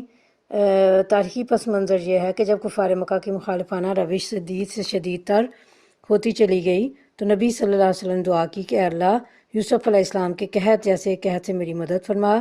آپ صلی اللہ علیہ وسلم کا خیال یہ تھا کہ جب ان لوگوں پر مصیبت پڑے گی تو انہیں خدا یاد آئے گا اور ان کے دل نصیحت قبول کرنے کے لیے نرم پڑ جائیں گے۔ اللہ تعالیٰ نے آپ کی دعا قبول فرمائی اور سارے علاقے میں ایسے زور کا قحط پڑا کہ لوگ بلبلا اٹھے۔ آخر کار بعض سرداران قریش، جن میں حضرت عبداللہ بن مسعود نے خاص طور پر ابو سفیان کا نام لیا، آپ صلی اللہ علیہ وسلم کے پاس آئے اور آپ سے درخواست کی کہ اپنی قوم کو اس بلا سے نجات دلانے کے لیے اللہ سے دعا کریں۔ یہی موقع ہے جب اللہ تعالیٰ نے یہ سورہ نازل فرمائی۔ اور اس کے مباحث میں اور موضوع کے لحاظ سے کہ پہلی بات یہ کہ تم لوگ اس قرآن کو نبی کریم صلی اللہ علیہ وسلم کی تصنیف سمجھنے میں غلطی کر رہے ہو۔ یہ کتاب تو اپنی ذات میں خود اس امر کی واضح شہادت ہے کہ یہ کسی انسان کی نہیں بلکہ خداوند عالم کی کتاب ہے۔ دوسرا یہ کہ تم اس کتاب کی قدر و قیمت سمجھنے میں بھی غلطی کر رہے ہو۔ تمہارے نزدیک یہ ایک بلا ہے جو تم پر نازل ہو گئی ہے، حالانکہ در حقیقت وہ گھڑی انتہائی مبارک گھڑی تھی جب اللہ تعالیٰ نے سراسر اپنی رحمت کی بنا پر تمہارے ہاں اپنا رسول بھیجنے اور اپنی کتاب نازل کرنے کا فیصلہ فرمایا۔ تیسری بات یہ کہ تم اپنی نادانی سے اس غلط فہمی میں پڑے ہوئے ہو کہ رسول اور اس کتاب سے لڑ کر تم جیت جاؤ گے، حالانکہ اس رسول کی بعثت اور اس کتاب کی تنزیل اس ساعت خاص میں ہوئی ہے جب اللہ تعالیٰ قسمتوں کے فیصلے فرماتا ہے۔ تو ابھی ہم شروع کر لیتے ہیں سورہ دخان۔ اعوذ باللہ من الشیطان الرجیم، بسم اللہ الرحمن الرحیم۔ حامیم والکتاب المبین، انا انزلناہ فی لیلۃ مبارکۃ انا کنا منذرین فیہا یفرق کل امر حکیم امرا من عندنا انا کنا مرسلین۔ صدق اللہ العظیم۔ اللہ کے نام سے جو بے انتہا مہربان اور رحم فرمانے والا ہے۔ حامیم، قسم اس کتاب مبین کی کہ ہم نے اسے ایک بڑی خیر و برکت والی رات میں نازل کیا ہے، کیونکہ ہم لوگوں کو متنبع کرنے کا ارادہ رکھتے تھے۔ یہ وہ رات تھی جس میں ہر معاملہ کا حکیمانہ فیصلہ ہمارے حکم سے صادر کیا جاتا ہے۔ بابرکت رات یعنی لیلۃ المبارکہ سے مراد شب قدر لیلۃ القدر ہے، جیسا کہ دوسرے مقام پر صراحت کے ساتھ شہر رمضان الذی انزل فیہ القرآن، سورہ بقرہ میں بھی فرمایا کہ رمضان کے مہینے میں قرآن نازل کیا گیا۔ تو پھر سورہ قدر میں اللہ نے فرمایا کہ ہم نے قرآن شب قدر میں نازل فرمایا۔ یہ شب قدر رمضان کے عشرہ اخیر کی طاق راتوں میں سے کوئی ایک رات ہوتی ہے۔ یہاں قدر کی اس رات کو بابرکت رات قرار دیا گیا ہے۔ اس کے بابرکت ہونے میں کیا شبہ ہو سکتا ہے کہ ایک تو اس میں قرآن کا نزول ہوا، دوسرے اس میں فرشتوں اور روح الامین کا نزول ہوتا ہے، تیسرے اس میں سارے سال میں ہونے والے واقعات کا فیصلہ کیا جاتا ہے، اور چوتھی بات یہ کہ اس رات کی عبادت 1000 مہینے یعنی 83 سال 4 ماہ کی عبادت سے بہتر ہے۔ شب قدر یا لیلہ مبارکہ میں قرآن کے نزول کا مطلب یہ ہے کہ اسی رات سے نبی صلی اللہ علیہ وسلم پر قرآن مجید کا نزول شروع ہوا۔ اچھا جی، آگے اللہ فرماتے ہیں کہ حکیمانہ فیصلہ اللہ کے حکم سے صادر کیا جاتا ہے، تو یعنی نزول قرآن کا مقصد لوگوں کو نفع اور ضرر شرعی سے آگاہ کرنا ہے تاکہ ان پر حجت قائم ہو جائے، اور پھر یہ کہ یہ کام جو ہے وہ فرشتوں کے سپرد کر دیا جاتا ہے، یعنی صحابہ و تابعین سے اس کی تفسیر میں روایت آتی ہے کہ اس رات میں آنے والے سال کی بابت موت و حیات اور وسائل زندگی کے فیصلے لوح محفوظ سے اتار کر فرشتوں کے سپرد کر دیے جاتے ہیں۔ اور آگے اللہ فرماتے ہیں کہ ہم ایک رسول بھیجنے والے تھے تیرے رب کی رحمت کے طور پر، یقیناً وہی سب کچھ سننے اور جاننے والا ہے۔ یعنی سارے فیصلے اللہ کے حکم اذن و ہماری تقدیر و مشیت سے ہوتے ہیں، اور کتاب نازل کرنے کے ساتھ رسولوں کا بھیجنا یہ بھی اللہ کی رحمت ہی کا ایک حصہ ہے تاکہ وہ ہماری نازل کردہ کتابوں کو کھول کر بیان کرے اور ہمارے احکام لوگوں تک پہنچائیں۔ اس طرح مادی ضرورتوں کی فراہمی کے ساتھ ہم نے اپنی رحمت سے لوگوں کے روحانی تقاضوں کی تکمیل کا بھی سامان کر دیا۔ آسمانوں اور زمین کا رب اور ہر اس چیز کا رب جو آسمان و زمین کے درمیان ہے، اگر تم لوگ واقعی یقین رکھنے والے ہو، کوئی معبود اس کے سوا نہیں ہے۔ یعنی معبود سے مراد ہے حقیقی معبود، جس کا حق یہ ہے کہ اس کی عبادت، بندگی اور پرستش کی جائے۔ وہی زندگی عطا کرتا ہے، وہی موت دیتا ہے، تمہارا رب اور تمہارے ان اسلاف کا رب جو پہلے گزر چکے ہیں، مگر فی الواقع ان لوگوں کو یقین نہیں ہے بلکہ یہ اپنے شک میں پڑے کھیل رہے ہیں۔ یعنی حق اور اس کے دلائل ان کے سامنے آ گئے، لیکن اس پر ایمان لانے کے بجائے شک میں مبتلا ہیں اور اس شک کے ساتھ مذاق کر رہے ہیں اور کھیل کود میں پڑے ہوئے ہیں۔ اچھا، انتظار کرو اس دن کا جب آسمان سری دھواں لیے ہوئے آئے گا اور وہ لوگوں پر چھا جائے گا، یہ ہے دردناک سزا۔ اب کہتے ہیں کہ پروردگار ہم پر سے عذاب ٹال دے، ہم ایمان لاتے ہیں۔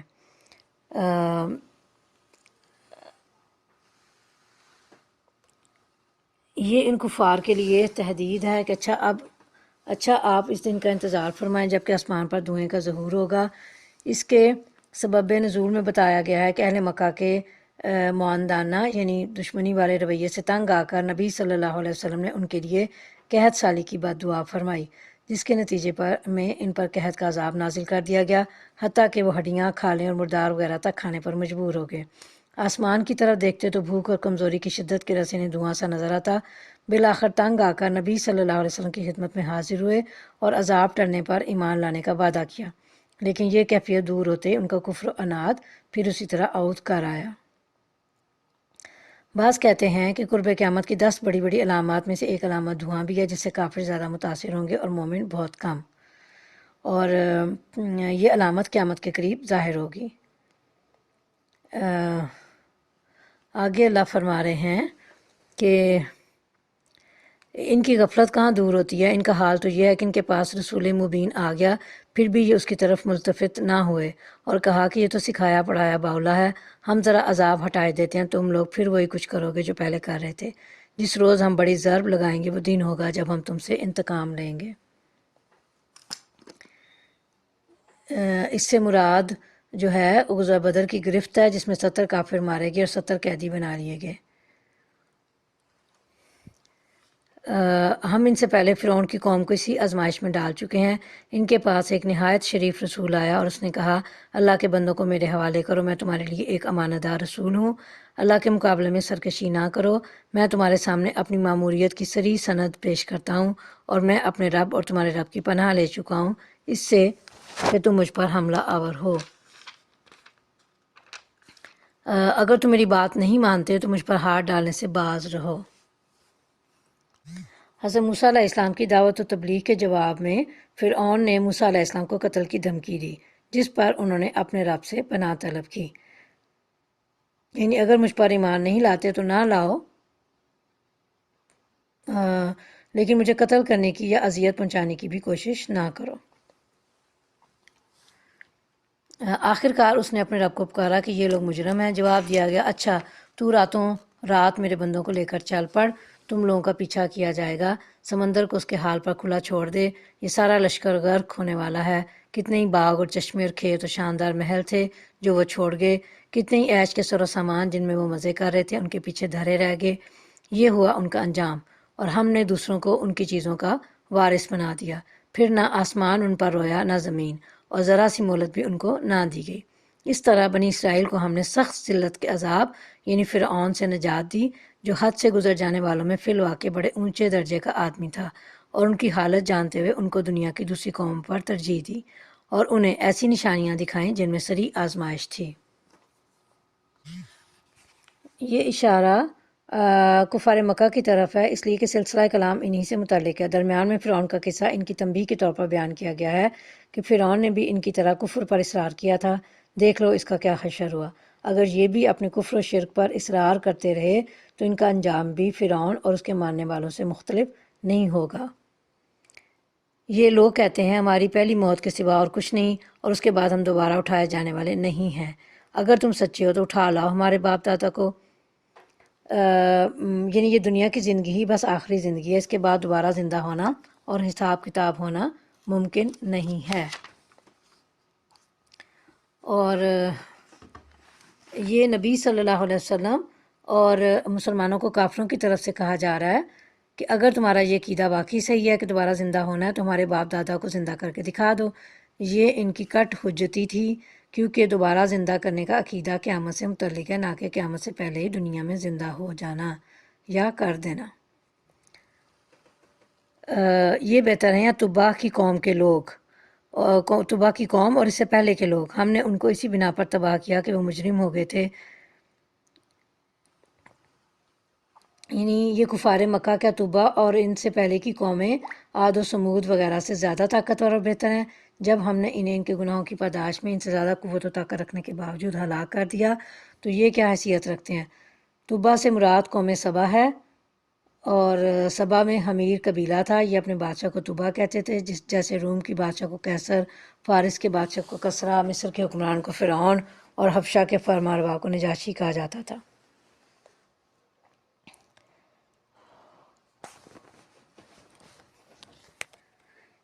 یہ آسمان و زمین اور ان کے درمیان کی چیزیں ہم نے کچھ کھیل کے طور پر نہیں بنا دی ہیں، ان کو ہم نے برحق پیدا کیا ہے، مگر ان میں سے اکثر لوگ جانتے نہیں ہیں۔ ان سب کے اٹھائے جانے کے لیے طے شدہ وقت فیصلے کا دن ہے، وہ دن جب کوئی عزیز قریب اپنے کسی عزیز قریب کے کچھ بھی کام نہ آئے گا، اور نہ کہیں سے انہیں کوئی مدد پہنچے گی سوائے اس کے کہ اللہ ہی کسی پر رحم کرے، وہ زبردست اور رحیم ہے۔ یعنی وہ مقصد یا درست تدبیر یہی ہے کہ لوگوں کی آزمائش کی جائے، اور نیکوں کو ان کی نیکیوں کی جزا اور بدوں کو ان کی بدیوں کی سزا دی جائے۔ یعنی وہ اس مقصد سے چونکہ غافل و بے خبر ہیں، اسی لیے آخرت کی تیاری سے لاپرواہ اور دنیا میں کھوئے ہوئے ہیں۔ یہی وہ اصل مقصد ہے جس کے لیے انسانوں کو پیدا کیا گیا اور آسمان و زمین کی تخلیق کی گئی۔ اور پھر آگے اللہ فرماتے ہیں کہ اس دن کوئی دوست کسی دوست کے کام نہیں آئے گا،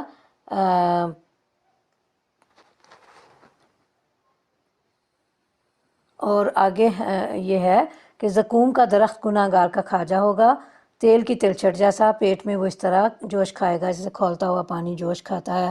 پکڑو اسے اور رگیدتے ہوئے لے جاؤ اس کو جہنم کے بیچوں بیچ، اور انڈیل دو اس کے سر پر کھولتے پانی کا عذاب، چکھ اس کا مزہ، بڑا زبردست عزت دار آدمی ہے تو، یہ وہی چیز ہے جس کے آنے میں تم لوگ شک رکھتے تھے۔ یعنی یہ جہنم پر یعنی وہ جو جہنمی ہے وہ زقوم کی خوراک کھولتے پانی کی طرح پیٹ میں کھولے گی، اور یہ جہنم پر مقرر فرشتوں سے کہا جائے گا کہ ان کو پکڑ کے لے جاؤ۔ اور دنیا میں اپنے طور پر تو بڑا ذی عزت و صاحب اکرام بنا پھرتا تھا اور اہل ایمان کو حقارت کی نظر سے دیکھتا تھا، یعنی اہل کفر و فسق کے مقابلے میں اہل ایمان و تقوی کا مقام بیان کیا جا رہا ہے، جنہوں نے اپنا دامن کفر و فسق اور گناہوں سے بچائے رکھا تھا۔ امین کا مطلب ایسی جگہ جہاں ہر قسم کے خوف اور اندیشوں سے وہ محفوظ ہوں گے۔ خدا ترس لوگ امن کی جگہ میں ہوں گے، باغوں اور چشموں میں، حریر و دیبا کے لباس پہنے آمنے سامنے بیٹھے ہوں گے، یہ ہوگی ان کی شان، اور ہم گوری گوری آہو چشم عورتیں ان سے بیاہ دیں گے۔ وہاں وہ اطمینان سے ہر طرح کی لذیذ چیزیں طلب کریں گے، وہاں موت کا مزہ وہ کبھی نہ چکھیں گے۔ بس دنیا میں جو موت آ چکی سو آ چکی، اور اللہ اپنے فضل سے ان کو جہنم کے عذاب سے بچا دے گا، یہی بڑی کامیابی ہے۔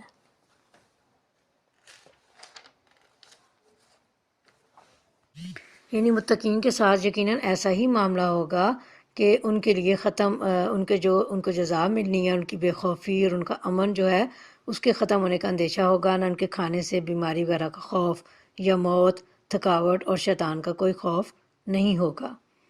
اور دنیا میں انہیں جو موت آنی تھی، اس موت کے بعد انہیں موت کا مزہ نہیں چکھنا پڑے گا، جیسے حدیث میں آتا ہے کہ موت کو ایک مینڈے کی شکل میں لا کر دوزخ اور جنت کے درمیان ذبح کر دیا جائے گا، اور اعلان کر دیا جائے گا کہ اے جنتیوں، تمہارے لیے جنت کی زندگی دائمی ہے، اب تمہارے لیے موت نہیں، اور اے جہنمیوں، تمہارے لیے جہنم کا عذاب دائمی ہے، موت نہیں۔ اور پھر ایک دوسری حدیث میں فرمایا آپ صلی اللہ علیہ وسلم نے کہ اے جنتیوں، تمہارا مقدر اب صحت و قوت ہے، تم کبھی بیمار نہیں ہوگے، تمہارے لیے اب زندگی ہی زندگی ہے، موت نہیں، تمہارے لیے نعمتیں ہی نعمتیں، ان میں کمی نہیں ہوگی، اور سدا جوان رہو گے، کبھی بڑھاپا طاری نہیں ہوگا۔ اور آگے اللہ فرماتے ہیں کہ یہ صرف تیرے رب کا فضل ہے، یعنی جس طرح حدیث میں آیا ہے کہ فرمایا نبی کریم صلی اللہ علیہ وسلم نے یہ بات جان لو، تم میں سے کسی شخص کو اس کا عمل جنت میں نہیں لے جائے گا۔ صحابہ نے عرض کیا یا رسول اللہ صلی اللہ علیہ وسلم، آپ کو بھی؟ فرمایا ہاں مجھے بھی، مگر یہ کہ اللہ تعالیٰ مجھے اپنی رحمت اور فضل میں ڈھانپ لے گا۔ اے نبی صلی اللہ علیہ وسلم، ہم نے اس کتاب کو تمہاری زبان میں سہل بنا دیا تاکہ یہ لوگ نصیحت حاصل کریں، اب تم بھی انتظار کرو، یہ بھی منتظر ہیں۔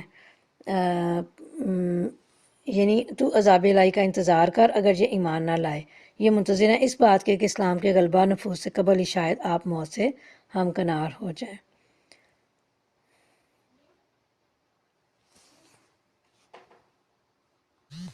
ہمارا 25واں پارہ چل رہا ہے، اور اب ہم سورہ جاسیہ جو ہے اسے شروع کرتے ہیں۔ آیات اس کی 37 ہیں۔ سورہ جو ہے وہ مکی ہے، اور رکوع اس کے 4 ہیں۔ ٹھیک ہے جی، سورہ جاسیہ آیت 28 کے فقرے وَتَرَا كُلَّ أُمَّةٍ جاسیہ سے ماخوذ ہے، مطلب یہ ہے کہ وہ سورہ جس میں لفظ جاسیہ آیا ہے۔ زمانہ نزول جو ہے اس کے مضامین سے صاف محسوس ہوتا ہے کہ یہ سورہ دخان کے بعد قریبی زمانے میں نازل ہوئی ہے۔ اور موضوع اور مباحث کے لحاظ سے دیکھیں تو کلام کا آغاز توحید کے دلائل سے کیا گیا۔ اس سلسلے میں انسان کے اپنے وجود سے لے کر زمین و آسمان تک ہر طرف پھیلی بے شمار نشانیوں کی طرف اشارہ کر کے بتایا گیا ہے کہ تم جدھر بھی نگاہ اٹھا کر دیکھو، ہر چیز اسی توحید کی شہادت دے رہی ہے جسے ماننے سے تم انکار کر رہے ہو۔ یہ طرح طرح کے حیوانات، یہ شب و روز، یہ بارشیں، ان سے اگنے والی نباتات، یہ ہوائیں، اور انسان کی اپنی پیدائش، ان ساری چیزوں کو اگر کوئی شخص آنکھیں کھول کر دیکھے اور کسی تعصب کے بغیر اپنی عقل کو سیدھے طریقے سے استعمال کر کے ان پر غور کرے تو یہ نشانیاں اسے اس امر کا یقین دلانے کے لیے بالکل کافی ہیں، یہ کائنات بے خدا نہیں ہے، اور نہ ہی بہت سے خداؤں کی خدائی میں چل رہی ہے۔ اور پھر یہ کہ آگے چل کر اللہ نے فرمایا کہ انسان اس دنیا میں جتنی چیزوں سے کام لے رہا ہے اور جو بے حد و حساب اشیاء قوتیں اس کائنات میں اس کے مفاد کی خدمت کر رہی ہیں، وہ آپ سے آپ کہیں سے نہیں آ گئی ہیں۔ کوئی شخص صحیح غور و فکر سے کام لے تو اس کی اپنی عقلی پکار اٹھے گی کہ وہی خدا انسان کا محسن ہے، اور اسی کا یہ حق ہے کہ انسان اس کا شکر گزار ہو۔ پھر عقیدہ آخرت کے متعلق کفار کے جاہلانہ خیالات پر اللہ تعالیٰ نے کلام فرمایا ہے، اور یہ کہ تمہارے اس دعوے کی بنیاد زیادہ سے زیادہ بس یہ ہے کہ تم نے کسی مرنے والے کو اٹھ کر دنیا میں آتے نہیں دیکھا ہے۔ کیا یہ بات اتنا بڑا دعویٰ کر دینے کے لیے کافی ہے کہ مرنے والے پھر کبھی نہیں اٹھیں گے؟ اور تیسرا یہ کہ یہ بات سراسر عقل اور انصاف کے خلاف ہے کہ نیک اور بد، فرما بردار اور نافرمان آخرکار سب یکساں کر دیے جائیں، کسی بھلائی کا کوئی اچھا نتیجہ اور کسی برائی کا کوئی برا نتیجہ نہ نکلے۔ اور اب ہم دیکھتے ہیں سورہ جاسیہ۔ بسم اللہ الرحمن الرحیم، شروع اللہ کے نام سے جو بے انتہا مہربان اور رحم فرمانے والا ہے۔ حامیم، تنزیل الکتاب من اللہ العزیز الحکیم، ان فی السماوات والارض لآیۃ للمؤمنین، صدق اللہ العظیم۔ حامیم، اس کتاب کا نزول اللہ کی طرف سے ہے جو زبردست اور حکیم ہے۔ اور حقیقت یہ ہے کہ آسمانوں اور زمین میں بے شمار نشانیاں ہیں ایمان لانے والوں کے لیے، اور تمہاری اپنی پیدائش میں ان حیوانات میں جن کو اللہ زمین میں پھیلا رہا ہے بڑی نشانیاں ان لوگوں کے لیے جو یقین لانے والے ہیں۔ اور آگے اللہ فرما رہے ہیں کہ اور شب و روز کے فرق و اختلاف میں اور اس رزق میں جسے اللہ آسمان سے نازل فرماتا ہے، پھر اس کے ذریعے سے مردہ زمین کو جلا اٹھاتا ہے، اور ہواؤں کی گردش میں بہت سی نشانیاں ان لوگوں کے لیے جو عقل سے کام لیتے ہیں۔ یہ اللہ کی نشانیاں جنہیں ہم تمہارے سامنے ٹھیک ٹھیک بیان کر رہے ہیں۔ اب آخر اللہ اور اس کی آیات کے بعد اور کون سی بات ہے جس پر یہ لوگ ایمان لائیں گے؟ یہاں پہ جو ہے آسمان و زمین کی اور انسانی تخلیق، جانوروں کی پیدائش، رات دن کے آنے جانے اور آسمانی بارش کے ذریعے سے مردہ زمین میں زندگی کی لہر کا دوڑ جانا وغیرہ آفاق اور انفس میں بے شمار نشانیاں ہیں جو اللہ کی وحدانیت اور ربوبیت پر دلیل ہیں۔ یعنی کبھی ہوا کا رخ شمال و جنوب کو، کبھی پورب مشرق و مغرب کو ہوتا ہے، کبھی بحری ہوائیں، کبھی بری ہوائیں، کبھی رات کو کبھی دن کو، بعض ہوائیں بارش خیز، بعض نتیجہ خیز، بعض ہوائیں روح کی غذا، اور بعض سب کچھ جلسا دینے والی اور محض گرد و غبار کا طوفان۔ ہواؤں کی اتنی قسمیں بھی اس بات کی دلیل ہیں کہ اس کائنات کا کوئی چلانے والا ہے اور وہ ایک ہی ہے، دو یا دو سے زیادہ زائد نہیں۔ تمام اختیارات کا مالک وہی ایک اللہ ہے، ان میں کوئی اس کا شریک نہیں۔ تباہی ہے ہر جھوٹے بدعمال شخص کے لیے جس کے سامنے اللہ کی آیات پڑھی جاتی ہیں اور وہ ان کو سنتا ہے، پھر پورے غرور کے ساتھ اپنے کفر پر اس طرح اڑا رہتا ہے کہ گویا اس نے ان کو سنا ہی نہیں۔ ایسے شخص کو دردناک عذاب کا مژدہ سنا دو، یعنی خوشخبری سنا دو۔ عذاب کو تنزیہ اللہ نے یہاں پہ خوشخبری فرمایا ہے، یعنی کفر پر اڑا رہتا ہے اور حق کے مقابلے میں اپنے آپ کو بڑا سمجھتا ہے اور اسی غرور میں سنی انسنی کر دیتا ہے۔ اور اول تو یعنی قرآن کو غور سے سنتا ہی نہیں، اور اگر کوئی بات اس کے کان میں پڑ جاتی ہے یا کوئی بات اس کے علم میں آ جاتی ہے تو اسے مذاق بنا لیتا ہے، یا اپنی کم عقلی اور نافہمی کی وجہ سے، یا کفر و معصیت پر اصرار اور تکبر کی وجہ سے۔ یعنی ایسے کردار کے لوگوں کے لیے قیامت میں جہنم ہے۔ ہماری آیات میں سے کوئی بات جب اس کے علم میں آ جاتی ہے تو ان کا مذاق بنا لیتا ہے۔ ایسے سب لوگوں کے لیے ذلت کا عذاب ہے، ان کے آگے جہنم ہے۔ جو کچھ بھی انہوں نے دنیا میں کمایا ہے ان میں سے کوئی چیز ان کے کسی کام نہ آئے گی، نہ ان کے وہ سرپرست ان کے لیے کچھ کر سکیں گے جنہیں اللہ کو چھوڑ کر انہوں نے اپنا ولی بنا رکھا ہے۔ ان کے لیے بڑا عذاب ہے۔ یعنی دنیا میں جو مال انہوں نے کمایا ہوگا، جن اولاد و جتھے پر وہ فخر کرتے رہے ہوں گے، وہ قیامت والے دن انہیں کوئی فائدہ نہیں پہنچا سکیں گے۔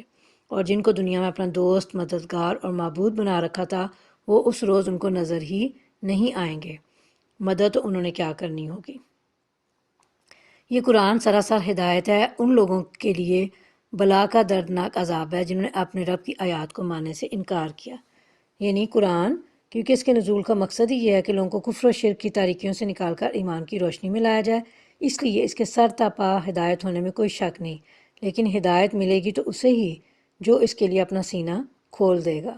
بصورت دیگر تو راہ دکھلائیں گے، راہ رو منزل ہی نہیں والا معاملہ ہوگا کہ ان کو جو آیات کو ماننے سے انکار کرتے ہیں ان کو کوئی قرآن کوئی ہدایت نہیں دے گا۔ آگے اللہ فرماتے ہیں وہ اللہ ہی تو ہے جس نے تمہارے لیے سمندر کو مسخر کیا تاکہ اس کے حکم سے کشتیاں اس میں چلیں اور تم اس کا فضل تلاش کرو اور شکر گزار بنو۔ اس نے زمین اور آسمانوں کی ساری چیزوں کو تمہارے لیے مسخر کر دیا، سب کچھ اپنے پاس سے۔ اس میں بڑی نشانی ہے ان لوگوں کے لیے جو غور و فکر کرنے والے ہیں۔ اس کے دو مطلب ہیں، ایک یہ کہ اللہ کا یہ عطیہ دنیا کے بادشاہوں کا سا عطیہ نہیں ہے جو رعایا سے حاصل کیا ہوا مال رعایا ہی میں سے کچھ لوگوں کو بخش دیتے ہیں، بلکہ کائنات کی ساری نعمتیں اللہ کی اپنی پیدا کردہ ہیں اور اس نے اپنی طرف سے انسان کو عطا فرمائی ہیں۔ دوسرا مطلب اس کا یہ ہے کہ نہ ان نعمتوں کے پیدا کرنے میں کوئی اللہ کا شریک ہے، نہ انہیں انسان کے لیے مسخر کرنے میں کسی اور ہستی کا کوئی دخل۔ تنہا اللہ ہی ان کا خالق ہے اور اسی نے اپنی طرف سے وہ انسان کو عطا کی ہیں۔ اے نبی صلی اللہ علیہ وسلم، ایمان لانے والوں سے کہہ دو کہ جو لوگ اللہ کی طرف سے برے دن آنے کا کوئی اندیشہ نہیں رکھتے، ان کی حرکتوں پر درگزر سے کام لیں تاکہ اللہ خود ایک گروہ کو اس کی کمائی کا بدلہ دے۔ جو کوئی نیک عمل کرے گا اپنے ہی لیے کرے گا اور جو برائی کرے گا وہ آپ اس کا خمیازہ بھگتے گا، پھر جانا تو سب کو اپنے رب ہی کی طرف ہے۔ یعنی کافروں کا خیال تھا اور اس بات کا وہ خوف ہی نہیں رکھتے تھے کہ اللہ تعالیٰ اپنے ایماندار بندوں کی مدد کرنے اور دشمنوں کو نیست و نابود کرنے کی قدرت رکھتا ہے۔ اور یہ کہ جب ہر گروہ اور فرد کا عمل اچھا یا برا، اس کا فائدہ یا نقصان خود کرنے والے کو ہی پہنچے گا، کسی دوسرے کو نہیں۔ اس میں نیکی کی ترغیب بھی ہے اور بدی سے بچنے کی نصیحت بھی۔ بس وہ ہر ایک کو اس کے عملوں کے مطابق جزا دے گا، نیکوں کو نیک اور بروں کو بری۔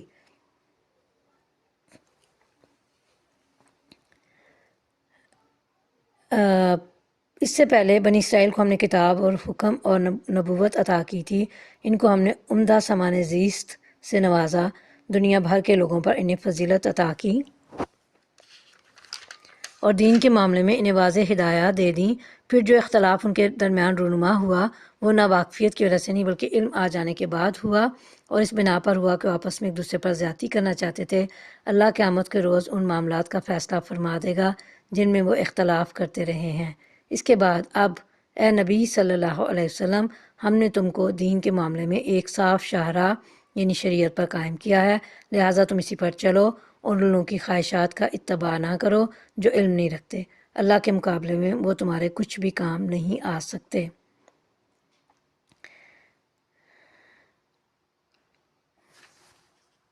یعنی اگر تم انہیں راضی کرنے کے لیے اللہ کے دین میں کسی قسم کا رد و بدل کرو گے تو اللہ کی پکڑ سے تو وہ تمہیں نہ بچا سکیں گے۔ ظالم لوگ ایک دوسرے کے ساتھی ہیں اور متقیوں کا ساتھی اللہ ہے۔ یہ بصیرت کی روشنیاں ہیں سب لوگوں کے لیے اور ہدایت اور رحمت ان لوگوں کے لیے جو یقین لائیں۔ کیا وہ لوگ جنہوں نے برائیوں کا ارتکاب کیا یہ سمجھے بیٹھے ہیں کہ ہم انہیں اور ایمان لانے والوں اور نیک عمل کرنے والوں کو ایک جیسا کر دیں گے کہ ان کا جینا اور مرنا یکساں ہو جائے؟ بہت برے حکم ہیں جو یہ لوگ لگاتے ہیں۔ اللہ نے تو آسمان اور زمین کو بارحق پیدا کیا ہے اور اس لیے کیا ہے کہ ہر متنفس کو اس کی کمائی کا بدلہ دیا جائے، لوگوں پر ظلم ہرگز نہ کیا جائے گا۔ پھر کیا تم نے کبھی اس شخص کے حال پر بھی غور کیا جس نے اپنی خواہش نفس کو اپنا خدا بنا لیا اور اللہ نے علم کے باوجود اسے گمراہی میں پھینک دیا اور اس کے دل اور کانوں پر مہر لگا دی اور اس کی آنکھوں پر پردہ ڈال دیا؟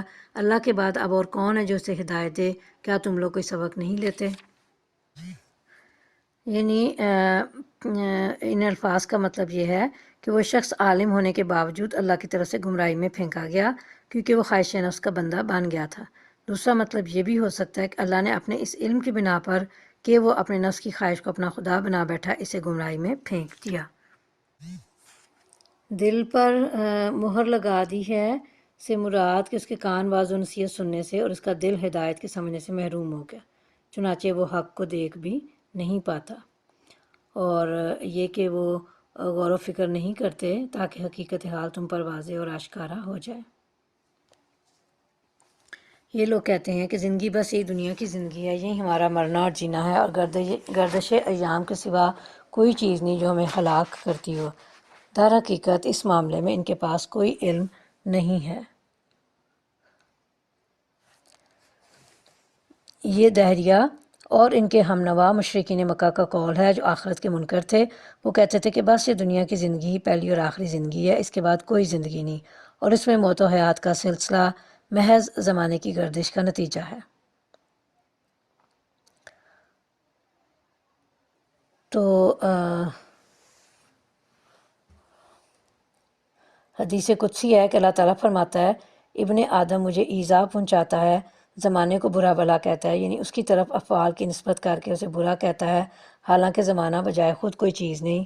میں خود زمانہ ہوں، میرے ہی ہاتھ میں تمام اختیارات ہیں، رات دن بھی میں ہی پھیرتا ہوں۔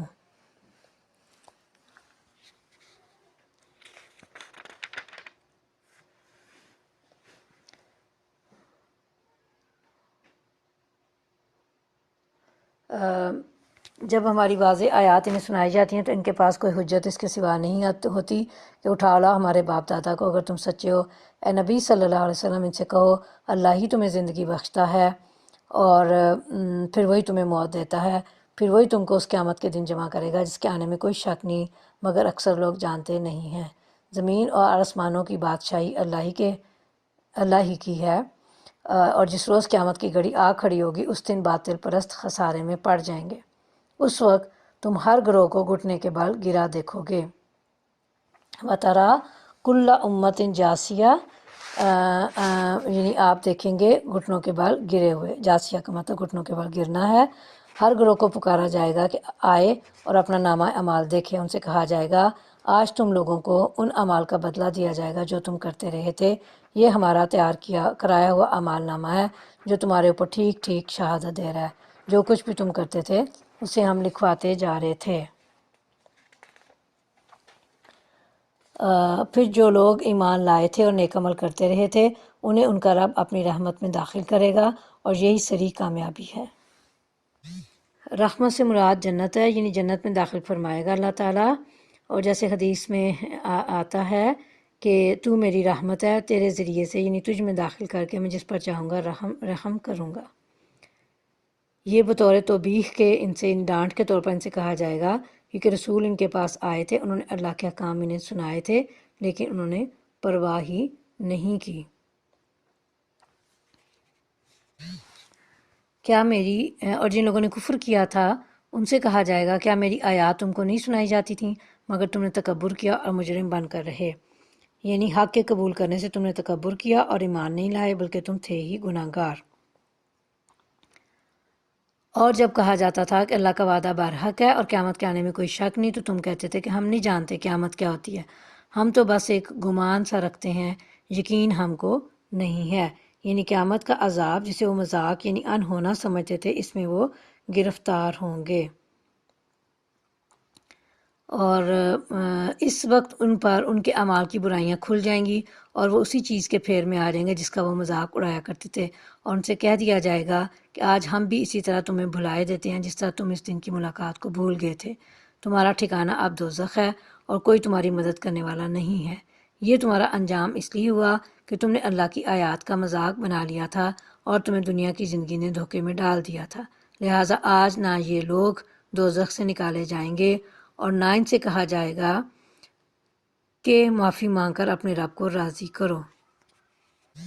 جیسا کہ حدیث میں آتا ہے اللہ اپنے بعض بندوں سے کہے گا کیا میں نے تجھے بیوی نہیں دی تھی، کیا میں نے تیرا اکرام نہیں کیا تھا، کیا میں نے گھوڑے اور بیل وغیرہ تیری ماتحتی میں نہیں دیے تھے، تو سرداری بھی کرتا اور چنگی بھی وصول کرتا رہا۔ وہ کہے گا ہاں یہ تو ٹھیک ہے میرے رب۔ اللہ تعالیٰ اس سے پوچھے گا کیا تجھے میری ملاقات کا یقین تھا، وہ کہے گا نہیں۔ اللہ تعالیٰ فرمائے گا بس آج میں بھی تجھے جہنم میں ڈال کر بھول جاؤں گا جیسے تو مجھے بھولے رہا۔ صحیح مسلم کی یہ کتاب الزہد چیپٹر کی آیت ہے، یہ حدیث مبارکہ ہے۔ بس تعریف اللہ ہی کے لیے ہے جو زمین اور آسمانوں کا مالک اور سارے جہان والوں کا پروردگار ہے۔ زمین اور آسمانوں میں بڑائی اسی کے لیے ہے اور وہی زبردست اور دانا ہے۔